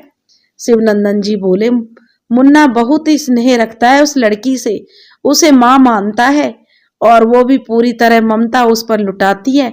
मुझे कुछ भी नहीं सूझ रहा, कोई भी रास्ता दिखाई नहीं दे रहा। तब वह बुजुर्ग कहने लगे, लेकिन ठाकुर साहब, बिना ब्याह के कोई लड़की ऐसे कैसे आपके घर रह सकती है? समाज में रहकर आप ऐसा कैसे कर सकते हैं? और तभी सुखमती बोली, बुलाइए उसे बाहर, हम लोग बात करते हैं उससे। तभी दीनू काका भी खेतों से आ पहुंचे और रधिया पहले से मौजूद थी। दीनू काका बोले, मैं बुलाता हूँ संगीता बिटिया को। दीनू काका ने संगीता को आवाज दी, संगीता बेटी जरा बाहर आना। डरी सहमी सी संगीता सिर पर पल्लू किए हुए बाहर आई। दीनू काका ने सबके सामने पूछा, क्या तुम बच्चे से सचमुच प्यार करती हो? संगीता ने अपनी गर्दन नीचे करते हुए कहा, हाँ, में सिर हिला दिया। तभी सुखमती बोल पड़ी, तो क्या किसी भी राह चलती औरत को मुन्ना की मां बनाकर इस घर में ले आओगे? पता नहीं कहां से आई है, कौन है, ऐसी बहुत सी बाजारू औरतें ऐसी ही घूमती रहती हैं। अपना मतलब पूरा होने पर पता नहीं कब बच्चे और ठाकुर साहब का गला काट कर चलती बने। अब शिवनंदन सिंह के बर्दाश्त से बाहर हो गया। वो सबके सामने चीख कर बोले, बस बस करिए आप। सब एक मासूम विधवा पर कोई भी झूठे लाछन लगाए दे रहा है। वो मेरे बच्चे की माँ है और अरे सालों बाद तो मैंने अपने बेटे को इतना खुश देखा है। आप लोगों को रिश्ते से ही मतलब है तो ठीक है। और इतना कहकर शिवनंदन सिंह अंदर आ गए और फिर गुस्से में तमतमाते हुए बाहर आकर मुट्ठी भर सिंदूर संगीता की मांग में भर दिया और बोले, लो आज से यह मेरी पत्नी हो गई मेरी ब्याहता। अब तो आप लोगों को कोई कष्ट नहीं होगा। अब हो गई सबको तसल्ली, यही चाहते थे ना आप लोग। अब कृपया करके आप लोग यहाँ से प्रस्थान कर जाएं। अभी मैं ना तो कुछ सुनने और ना ही कुछ कहने के लायक हूँ। खुद को व्यवस्थित करना चाहता हूँ। और इतना कहकर सब लोग वहां से चले गए। सबके जाने के बाद पता नहीं संगीता को क्या हुआ, ऐसे ही खड़े खड़े वह गिरकर बेहोश हो गई। रदिया भाग कर आई और संगीता को उठाने के लिए शिवनंदन सिंह भागकर अंदर से ठंडा पानी लेकर आए। रदिया ने पानी संगीता के चेहरे पर छिड़का और पानी पड़ते ही संगीता को होश आ गया। होश आते ही संगीता रदिया से लिपट लिपट कर फूट फूट कर रोने लगी। और यह सब क्या हो गया, इसकी आशा नहीं थी मुझे। मैं तो बस बच्चे के साथ रहना चाहती थी। उसके साथ रहकर मैं अपने सारे दुख भूल गई थी। लेकिन यह सब जो हुआ, पता नहीं क्या लिखा है मेरी किस्मत में। संगीता रोए जा रही थी। रदिया बोली, चुप हो जाओ बिटिया, अब रोने से कुछ नहीं होने वाला। ये समाज है बिटिया, यहाँ लोग चैन से जीने नहीं देते। अगर ठाकुर साहब तुम्हारी मांग नहीं भरते तो ये लोग न जाने कौन कौन से लाछन लगाते तुम पर। शायद यही नियति थी और यही उस ऊपर वाले की मर्जी थी। लेकिन इन सब में मेरा क्या दोष है? मैं तो सिर्फ मुन्ना की मां बनकर रहना चाहती थी। संगीता गुस्से में चीख पड़ी, लेकिन मुझसे तो जबरदस्ती किसी की पत्नी बना दिया गया। मैं कैसे, ये कैसी नियति है कि मैं किसी की भी पत्नी बन जाऊंगी? और यह तो मेरा फूटा भाग्य है। संगीता गुस्से से उठी और कुएं से एक बाल्टी निकालकर अपने ऊपर उड़ेलकर बोली, काकी नहीं बनना मुझे किसी की पत्नी। लो धुल गया सिंदूर। मैं किसी की ब्याहता नहीं हूँ और अब मैं इस घर में भी नहीं रहूंगी। कल ही अपने घर लौट जाऊंगी। क्या हुआ जो कोई सदस्य नहीं है मेरे घर में?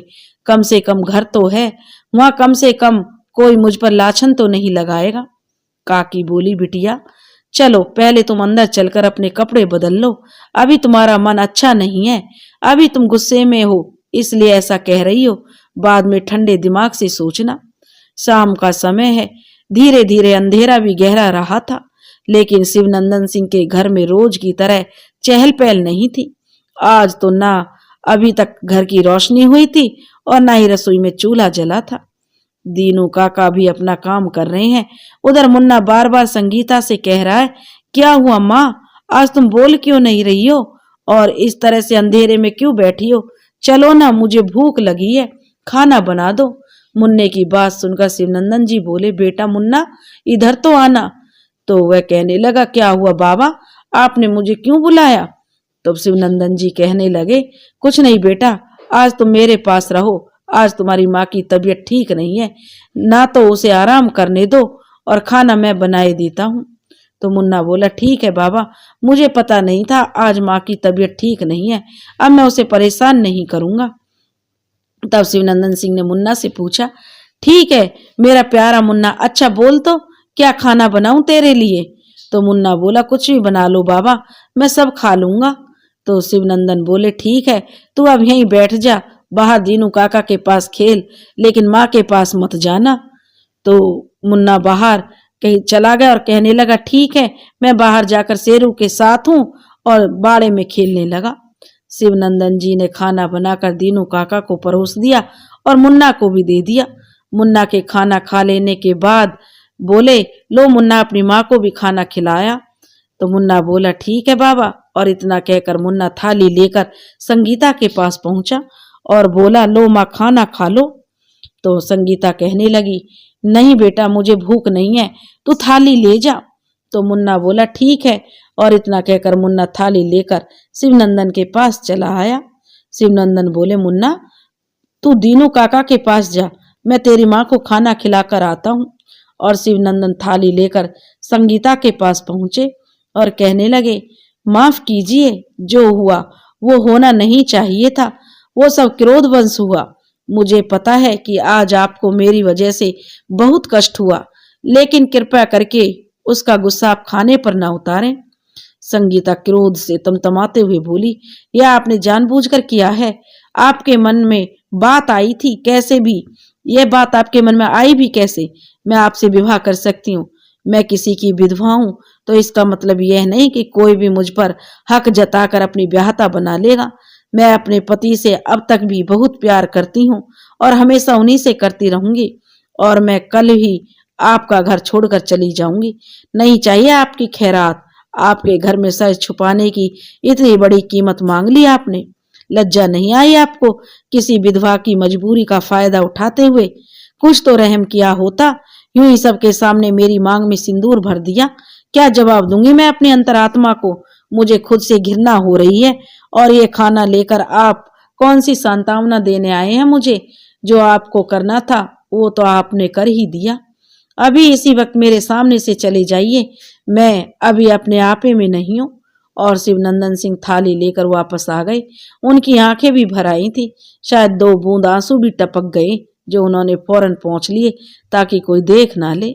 उस रात शिवनंदन सिंह ने खाना खाए बिना ही सो गए। दूसरे दिन सुबह का माहौल भी एकदम सुस्त सा था।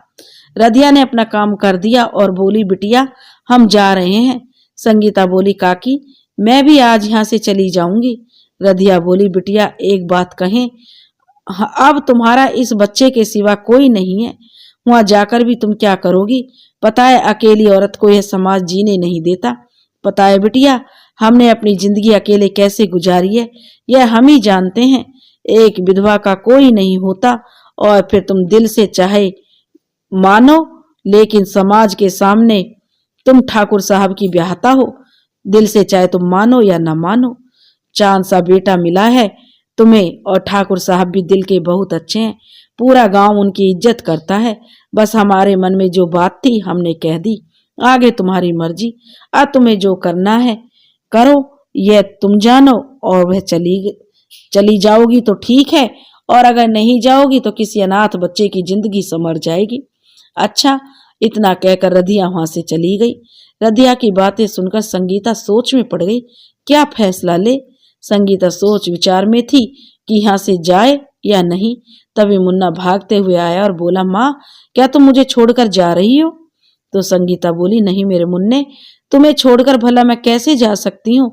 और तुमसे ऐसा किसने कहा? तो मुन्ना बोला, वो रधिया काकी कह रही थी। रधिया काकी? संगीता बोली, रधिया काकी तो कुछ भी कहती हैं। चल मैं स्नान करके आती हूँ, फिर नाश्ता भी तो बनाना है। और ऐसा कहकर संगीता चली गई। स्नान करके उसने सूर्य भगवान को जल चढ़ाया, तुलसी के चौरे की पूजा की। तभी उसे रसोई में कुछ आवाज आती सुनाई दी। उसने जाकर देखा तो शिवनंदन सिंह नाश्ते की तैयारी कर रहे थे। संगीता ने कहा, चलिए आप सब छोड़िए, नाश्ता मैं बनाती हूँ। आज बनाकर खिला देंगी आप?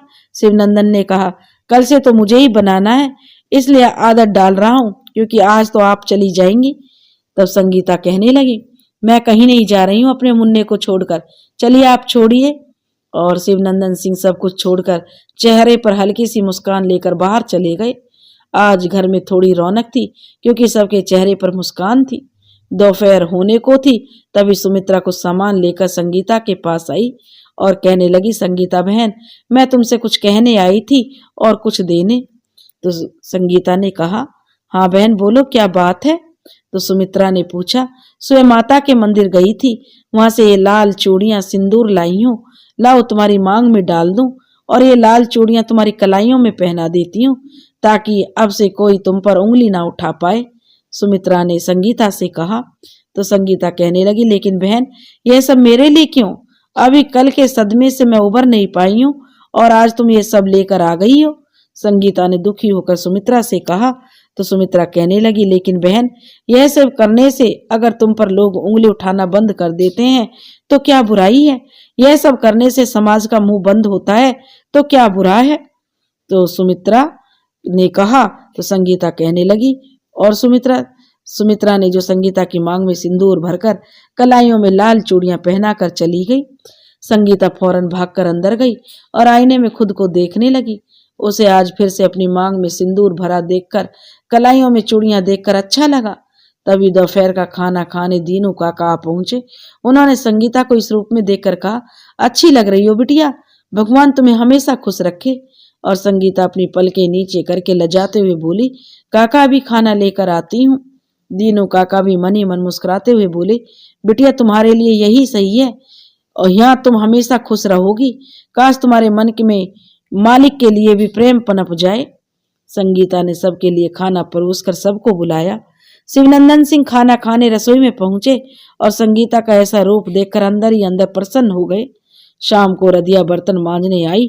संगीता से पूछा, बिटिया तुम गई नहीं? तो संगीता ने कहा, ना जा पाई काकी, मुन्ने का मुंह देखकर रह गई। तो काकी कहने लगी, हम तो कहेंगे कि बिटिया तुम्हारे लिए यही सही है और आज मांग में सिंदूर भरकर अच्छी लग रही हो। हमेशा इसी तरह श्रृंगार में दिखा करो, हमारा आशीर्वाद है। रदिया काकी ने कहा तो संगीता ने सदा सुहागनों की तरह रहना शुरू कर दिया था, लेकिन शिवनंदन को वो अभी भी माफ नहीं कर पाई थी। अब संगीता को शिवनंदन के घर में रहते हुए 2 महीने बीत गए। उसने बाड़े को हरा भरा बना दिया, कई जगह फूलों के पौधे लगा दिए, कहीं पर गुलाब गुड़हल के पौधे, कुछ मिर्च बैंगन और धनिया भी लगा दिया था। जो भी आता घर की शोभा देखकर मंत्रमुग्ध हो जाता और कहता, ठाकुर साहब सही कहा, घर में जो बिना औरत के शोभा नहीं रहती, घर की शोभा तो औरत से ही होती है। शिवनंदन इतना सुनते ही खुश हो जाते, लेकिन अपने लिए वे संगीता की नाराजगी देखकर उनका मन हमेशा उदास रहता। वो जब कभी संगीता को दूर से निहारने लगते, लेकिन जैसे ही संगीता उनकी तरफ देखती तो ये नजरें दूसरी ओर फेर लेते। दीनू काका और रधिया की पार की नजरों से छुपा नहीं था और दोनों ही चाहते थे कि संगीता और शिवनंदन एक हो जाएं, उनके बीच की दूरियां मिट जाएं। अगर भगवान ने दोनों को जोड़ा है तो बीच में गांठ क्यों रह गई? ऐसे ही दिन बीतते जा रहे थे। शिवनंदन संगीता को पसंद करने लगे और करें भी क्यों नहीं पसंद। संगीता जैसी सुघड़ गृहिणी ने उनके बच्चे और बिखरे हुए घर को संवार दिया था। संगीता के आने से उनका घर घर जैसा लगने लगा था। उनके घर में संगीता का आना कुछ इस तरह से था जैसे मृत शरीर में प्राण आ गए हों। लेकिन संगीता शिवनंदन सिंह के मन के भावों को समझकर भी अनदेखा कर रही थी। वह शिवनंदन सिंह को मन से क्षमा नहीं कर पा रही थी, लेकिन कभी कभी सोचती भी थी, प्रधान साहब ने तो इतना बड़ा अपराध भी नहीं किया जो क्षमा ना किया जा सके। उस समय उनके पास भी तो इसके सिवा कोई और चारा नहीं था। ऐसा तो नहीं है कि मैं उन्हें बेवजह नाराज हूं, बस दोनों के मन में उलझनों भरे भाव थे, लेकिन एक दूसरे से दोनों व्यक्त करने में असमर्थ थे। तभी एक रोज शिवनंदन सिंह ने एक दोस्त के घर शादी में का न्योता आया। शिवनंदन सिंह के दोस्त की भतीजी की शादी थी। दोनों दोस्त बचपन के दोस्त थे और साथ में पढ़े भी थे। न्योता मिलने पर शिवनंदन सिंह ने संगीता से कहा, सुनिए। संगीता थोड़ा हटकर बोली, जी कहिए, मेरे पास ज्यादा समय नहीं है। तो शिवनंदन जी कहने लगे, वो मैं ये कह रहा था, मेरे दोस्त की भतीजी की शादी है और हमें उसमें अवश्य ही आशीर्वाद देने जाना पड़ेगा और आप जरा तैयारी कर लें। जो भी आपको खरीदना है तो खरीद लीजिए। सुमित्रा भाभी के साथ बाजार जाकर ले आइएगा। ये रहे रुपए और बिटिया के लिए विवाह में देने के लिए कोई तोहफा भी खरीद लीजिएगा और हो सके तो आज और कल में सारी तैयारी हो जाए, क्योंकि परसों हमें निकलना होगा। तो संगीता फिर तो नक्कर बोली, ठीक है, मैं सब कर लूंगी, लेकिन दीनू काका का क्या होगा? उनके लिए खाना कौन बनाएगा? शिवनंदन बोले, आप चिंता ना करो, मैं उनका कुछ ना कुछ इंतजाम कर दूंगा। और संगीता ने सुमित्रा को बुलवा लिया। सुमित्रा बहन, हम लोगों को एक शादी में जाना है, क्या आप हमारे साथ खरीदारी के लिए चल सकती हो? संगीता ने पूछा। तो सुमित्रा बोली, हाँ, क्यों नहीं, यह भी कोई पूछने वाली बात है। लेकिन बहन, संगीता कहने लगी, अगर मैं शादी में चली गई तो दीनू काका का क्या होगा?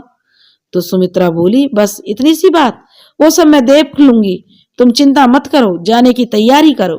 सुमित्रा और संगीता ने साथ मिलकर खरीदारी पूरी की। जिस रोज संगीता को जाना था, रधिया बोली, ठहरो बिटिया, हम सुमित्रा बिटिया को बुलाकर लाते हैं, वो तुम्हें अच्छे से ठीक तैयार कर देंगी। और सुमित्रा आ पहुंची, संगीता को तैयार करने लगी। सुमित्रा को आते हुए देखकर शिवनंदन सिंह बोले, सुमित्रा भाभी, उनसे कहिए कि जो संदूक में गहने रखे हैं वो भी पहन ले। मैं कहूंगा तो नहीं पहनेगी, लेकिन आप कहेंगी तो आपकी बात जरूर मान लेगी। तो सुमित्रा बोली, ठीक है भाई साहब, आप चिंता ना करें, मैं मना लूंगी, और कुछ भी कहना हो तो कह दूं उनसे कि आपने कहा है। सुमित्रा ने शिवनंदन से ठिठोली करते हुए मुस्कुराकर कहा। तो शिवनंदन सिंह अपने सिर पर हाथ फेरते हुए शर्माते हुए बोले, कैसी बातें कर रही हो भाभी, और इतना कहकर बाहर चले गए। सुमित्रा ने संगीता को तैयार किया और खुद को तैयार करके खुद को ही देखकर बोली, लाओ तो जरा काला टीका लगा दूं, कहीं तुम्हें नजर ना लग जाए। तभी मुन्ना मीठी वहां पर आ पहुंचे और कहने लगे, माँ आज तुम बहुत सुंदर दिख रही हो। मुन्ना ने रधिया से पूछा। तो कसम से बिटिया, रधिया कहने लगी, बहुत ज्यादा खूबसूरत लग रही हो, भगवान करे तुम्हारा श्रृंगार ऐसे ही बने रहे। वाकई में संगीता का रूप लावण्य आज देखने लायक था। बीच से मांग निकालकर बड़ा सा जूड़ा, माथे पर मांग टीका, कानों में झुमके, गले में कांच की चूड़ियां और सीतारामी हार, गहरे बैंगनी रंग की बनारसी साड़ी, हाथों में चूड़ियां, साथ में सोने के कंगन, कमर में कमरबंद और पैरों में पायल पहनकर वह किसी महारानी से कम नहीं लग रही थी। तभी मुन्ना बाहर आया और बाहर से शिवनंदन सिंह का हाथ पकड़कर अंदर लाकर बोला, देखो बाबा, आज मेरी माँ कितनी सुंदर लग रही है। शिवनंदन सिंह ने जैसे संगीता को देखा तो कुछ बोल ही नहीं पाए और बस एकटक संगीता को देखते रहे। मुन्ना फिर बोला, बोलो ना बाबा, माँ सुंदर लग रही है ना। तो शिवनंदन ने सिर हिलाकर हाँ में जवाब दिया। तो मुन्ना बोला, ऐसे नहीं बाबा, मुंह से बोलो कि सुंदर लग रही है। तो शिवनंदन कहने लगे, अरे हाँ, आज तेरी माँ बहुत सुंदर लग रही है। और इतना कहकर शिवनंदन जो अंदर से बाहर आ गए। रधिया और सुमित्रा ने शिवनंदन के भावों को बहुत पहले से पढ़ लिया था। तांगे पर सामान चढ़ाया जा रहा था, बस सब निकलने ही वाले थे। बाहर आकर संगीता ने सुमित्रा से कहा, अच्छा बहन चलती हूँ, दीनू काका का ध्यान रखना। और इतना कहकर संगीता तांगे पर बैठ गई। तांगा चल पड़ा अपनी मंजिल की ओर। 30-40 किलोमीटर का सफर था। रास्ता भी बहुत सुहाना था। कहीं तो पानी से भरे पोखर मिलते और उन पर गहरे गुलाबी बेशरम के फूल तैरते हुए नजर आते, तो कहीं खेतों में काम करते हुए लोग नजर आ रहे थे। कहीं पेड़ों की घनी छाया मिलती तो कहीं झाड़ियों का वीरानापन। रास्ता भी इतना अच्छा था कि कहीं कहीं तो बहुत ही उबड़ खाबड़ था और तांगा भी अपना संतुलन खो बैठता था। शिवनंदन सिंह तांगे के ऊपर जाते और इसी तरह संगीता का पल्लू भी बार बार गिर रहा था। ऊपर से उसने इतने भारी भरकम गहने पहन रखे थे जो कि उसे भारी साड़ी और गहने पहनने की आदत नहीं थी। जब भी संगीता का पल्लू गिरता, शिवनंदन सिंह कनखियों से संगीता को निहार लेते। ये सब संगीता को महसूस हो रहा था, लेकिन साथ में नजरअंदाज भी कर रही थी। ठाकुर साहब अब थोड़ी देर सुस्ता लेते हैं, देखते हैं अगर कोई कुआं दिखाई दे तो पेड़ नीचे बैठ जाते हैं और तांगा भी खड़ा कर दूंगा। शिवनंदन बोले, ठीक है जी बिल्कुल, और कुछ जलपान की भी व्यवस्था कर लेंगे, भूख भी लगाई होगी और अभी वहां पहुंचने में न जाने कितना समय लगे। तभी एक जगह एक कुआं दिखाई दिया, वहां पेड़ों की घनी छाया दिखाई दी। तांगे वाला बोला, यह जगह ठीक रहेगी, यहाँ तांगा रोक दें। और शायद वह पहले से ही एक तांगा और भी खड़ा था। हाँ हाँ क्यों नहीं, मुझसे पूछने की क्या जरूरत है, आपको अगर जगह ठीक लग रही है तो तांगा रोक दीजिए, शिवनंदन सिंह बोले। तभी तांगे वाले ने तांगा रोक दिया, लेकिन परिचय हुआ तो वो दूसरे तांगे वाले तो गांव के ही निकले, जो परिवार भी उसी शादी में जा रहा था। लेकिन उनको यहाँ रुकने के लिए बहुत देर हो गई थी, तो उन्होंने शिवनंदन सिंह से कहा कि अब हम चलेंगे, आप लोग विश्राम कीजिए। और इतना कहकर वो लोग चले गए। तांगे वाले ने अपनी तांगे में रखी बाल्टी उठाकर पानी निकाला, सबने हाथ पैर धो लिए। फिर संगीता ने आलू की सब्जी, पूड़ियां निकाली और साथ में आम का अचार जो वह घर से बनाकर लाई थी। सबने साथ में भोजन किया और थोड़ी देर बाद विश्राम करने के बाद तांगा फिर अपने गंतव्य की ओर चल पड़ा। थोड़ी दोपहरी चढ़ाई थी, सूरज की गर्मी फेंक रहा था। अब मुन्ना संगीता की गोदी में सर रखकर सो गया था और अब संगीता भी बार बार आंख झपका रही थी और यह सब शिवनंदन जी देख रहे थे। फिर से एक बार संगीता की आंखें झपकी लेकर, लेकिन इस बार शिवनंदन सिंह ने अपने कंधे का सहारा देकर संगीता के सिर को टिका लिया और संगीता ठीक से सो गई। थोड़ी देर बाद संगीता की आंखें खुली तो उसने देखा कि वो शिवनंदन सिंह के कंधे से टिकी हुई है। झटपट अपना सिर उसके कंधे से हटाकर शिवनंदन को घूर कर देखने लगी। शिवनंदन सिंह जी मुस्कुराकर दूसरी ओर देखने लगे। अब शाम भी होने वाली थी और रास्ता भी पार हो चुका था। मुश्किल से 2-3 कोस बचा होगा। तभी संगीता ने कहा, रोको रोको तांगा रोको। शिवनंदन ने पूछा, क्या हुआ संगीता? तो संगीता बोली, मैंने मोर देखा है, अभी मुझे उसके करीब से देखना है। शिवनंदन सिंह संगीता की इस तरह की बचकानी हरकत देखकर हंस पड़े। शिवनंदन सिंह का अपने ऊपर ऐसा हंसना देखकर संगीता चिढ़कर बोली, बढ़ाइए तांगा, अब मुझे कुछ नहीं देखना। शिवनंदन बोले, नहीं नहीं, हम सब मोर देखकर ही जाएंगे और चलिए उतरिए तांगे से। और सब उतरकर मोरों के झुंड को देखने लगे। अंधेरा गहराने तक तांगा शादी वाले घर में जो मेहमानों को लेकर जा पहुंचा था। दरवाजे पर पहुंचते संगीता ने अपना घूंघट थोड़ा लंबा कर लिया। शिवनंदन सिंह अपने दोस्त धर्मवीर के गले मिले और बड़े बुजुर्गों के चरण स्पर्श किए और संगीता ने भी बड़ों के चरण छुए। अरे मित्र, धर्मवीर सिंह बोले, यह सब कब हुआ, हमें बताया भी नहीं। तो शिवनंदन बोले, अरे मित्र, बहुत लंबी कहानी है, आराम से बैठकर सुनाता हूँ। और कुछ महिलाएं संगीता को अपने साथ लेकर चली गईं। शिवनंदन अपने परम मित्र धर्म के साथ जा बैठे। शिवनंदन सिंह ने जलपान ग्रहण करते करते सारी कहानी कह सुनाई। धर्म सिंह बोले, अच्छा तो ये सब अचानक हो गया, लेकिन ये तो बताओ कि अब तो सब ठीक है ना? भाभी ने तुम्हें स्वीकार कर लिया या नहीं? तुमसे प्रेम करने लगी है या नहीं? शिवनंदन सिंह ने उत्तर दिया, पता नहीं इसका क्या मतलब है, हाँ है या ना? धर्म सिंह ने पूछा। हाँ मित्र, कुछ पता नहीं, शिवनंदन सिंह ने उत्तर दिया। और तुम्हारी तरफ से धर्म ने फिर पूछा। वो भी पता नहीं, पूरी तरह से उन पर निर्भर है सब कुछ। बस जिस दिन उसने स्वीकार कर लिया तो मैं ना नहीं करूंगा। शिवनंदन ने अपना जवाब दिया। मतलब? धर्म बोले, मतलब आपको कोई ऐतराज नहीं है, आप शायद भाभी को पसंद करने लगे हो। तो इसी तरह दोनों की बातचीत जारी थी। संगीता को महिलाएं भीतर ले गई थी। धर्म सिंह की पत्नी बोली, आओ बहन, संकोच मत करो, भाई साहब ने दूसरा विवाह भी कर लिया और हमें बुलाया भी नहीं। धर्म सिंह की पत्नी रुक्मणी ने संगीता को उल्हाना दिया तो वह कहने लगी, वो क्या है जीजी, सब इतनी जल्दी में हुआ कि किसी को बुलाने का मौका नहीं मिला। संगीता ने अपनी सफाई दी। तभी शिवनंदन सिंह, जो गांव से आने वाले मेहमान जिनका तांगा रास्ते में मिला था, उनकी पत्नी जानकी बोली, क्यों झूठ बोलती हो बहन, अचानक से सब कैसे हो गया? मैं आप सबको सच्चाई बताती हूँ।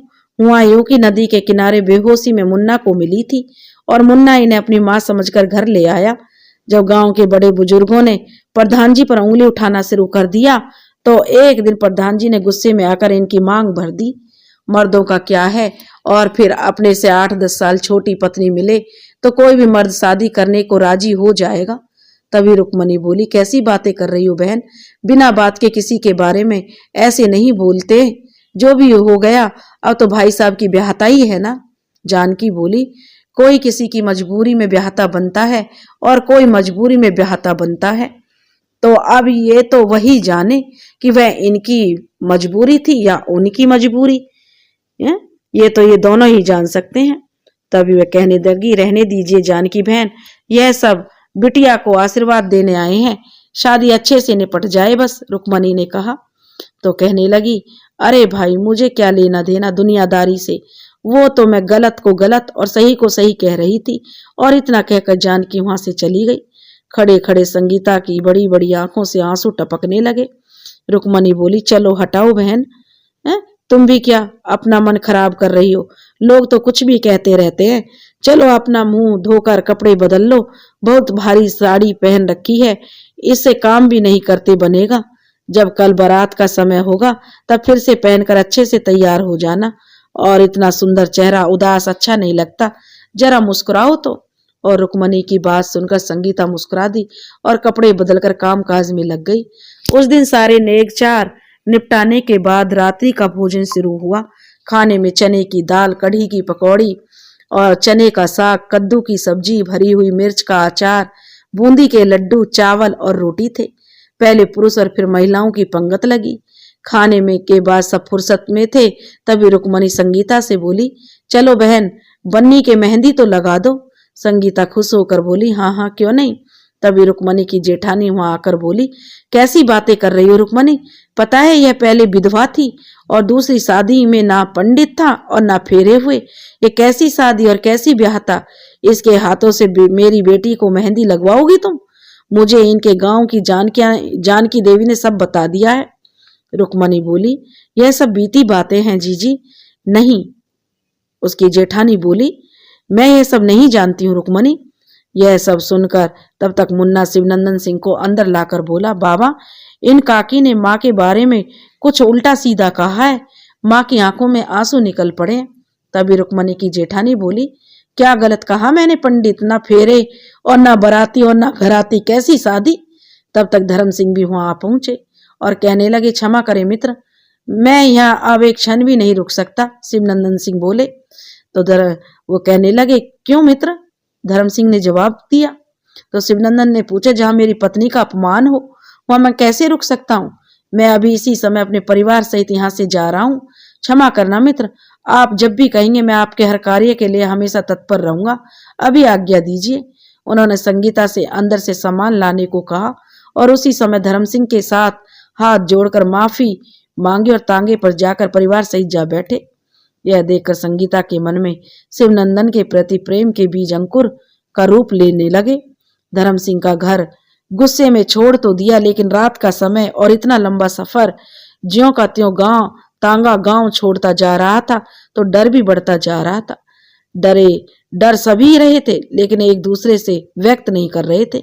भगवान का शुक्र था, उस दिन उजियारी रात थी, मतलब चांद की रोशनी पूरी धरती पर पड़ रही थी। लेकिन चाहे जो भी हो, रात तो रात होती है। कहीं उल्लुओं की आवाज डरा रही थी तो कहीं झाड़ियों में सांप गोहेरों के सरसराने की आवाज सुनाई दे जाती। सफर जारी था, क्योंकि रुकने का कोई भी फायदा नहीं था। तभी अचानक ना जाने कहां से 2-3 डाकू झाड़ियों में से बड़ी बड़ी कटारों के साथ निकले और तांगा रुकवाकर तांगे वाले और शिवनंदन को पकड़ लिया और बोले, क्या क्या सामान है निकालो। शिवनंदन सिंह ने अपनी घड़ी, अंगूठी, चैन और बटुआ निकाल कर दे दिया। उनमें से एक बोला, तांगे में जो महिला है उससे कहो कि अपने सब गहने दे दे, नहीं तो अभी तुम्हारा गला रेत दूंगा। यह सुनकर संगीता तांगे से उतर कर आई और बोली, ऐसा ना कहें भाई जी, ये रहे मेरे सारे गहने और कृपया करके इन्हें छोड़ दीजिए।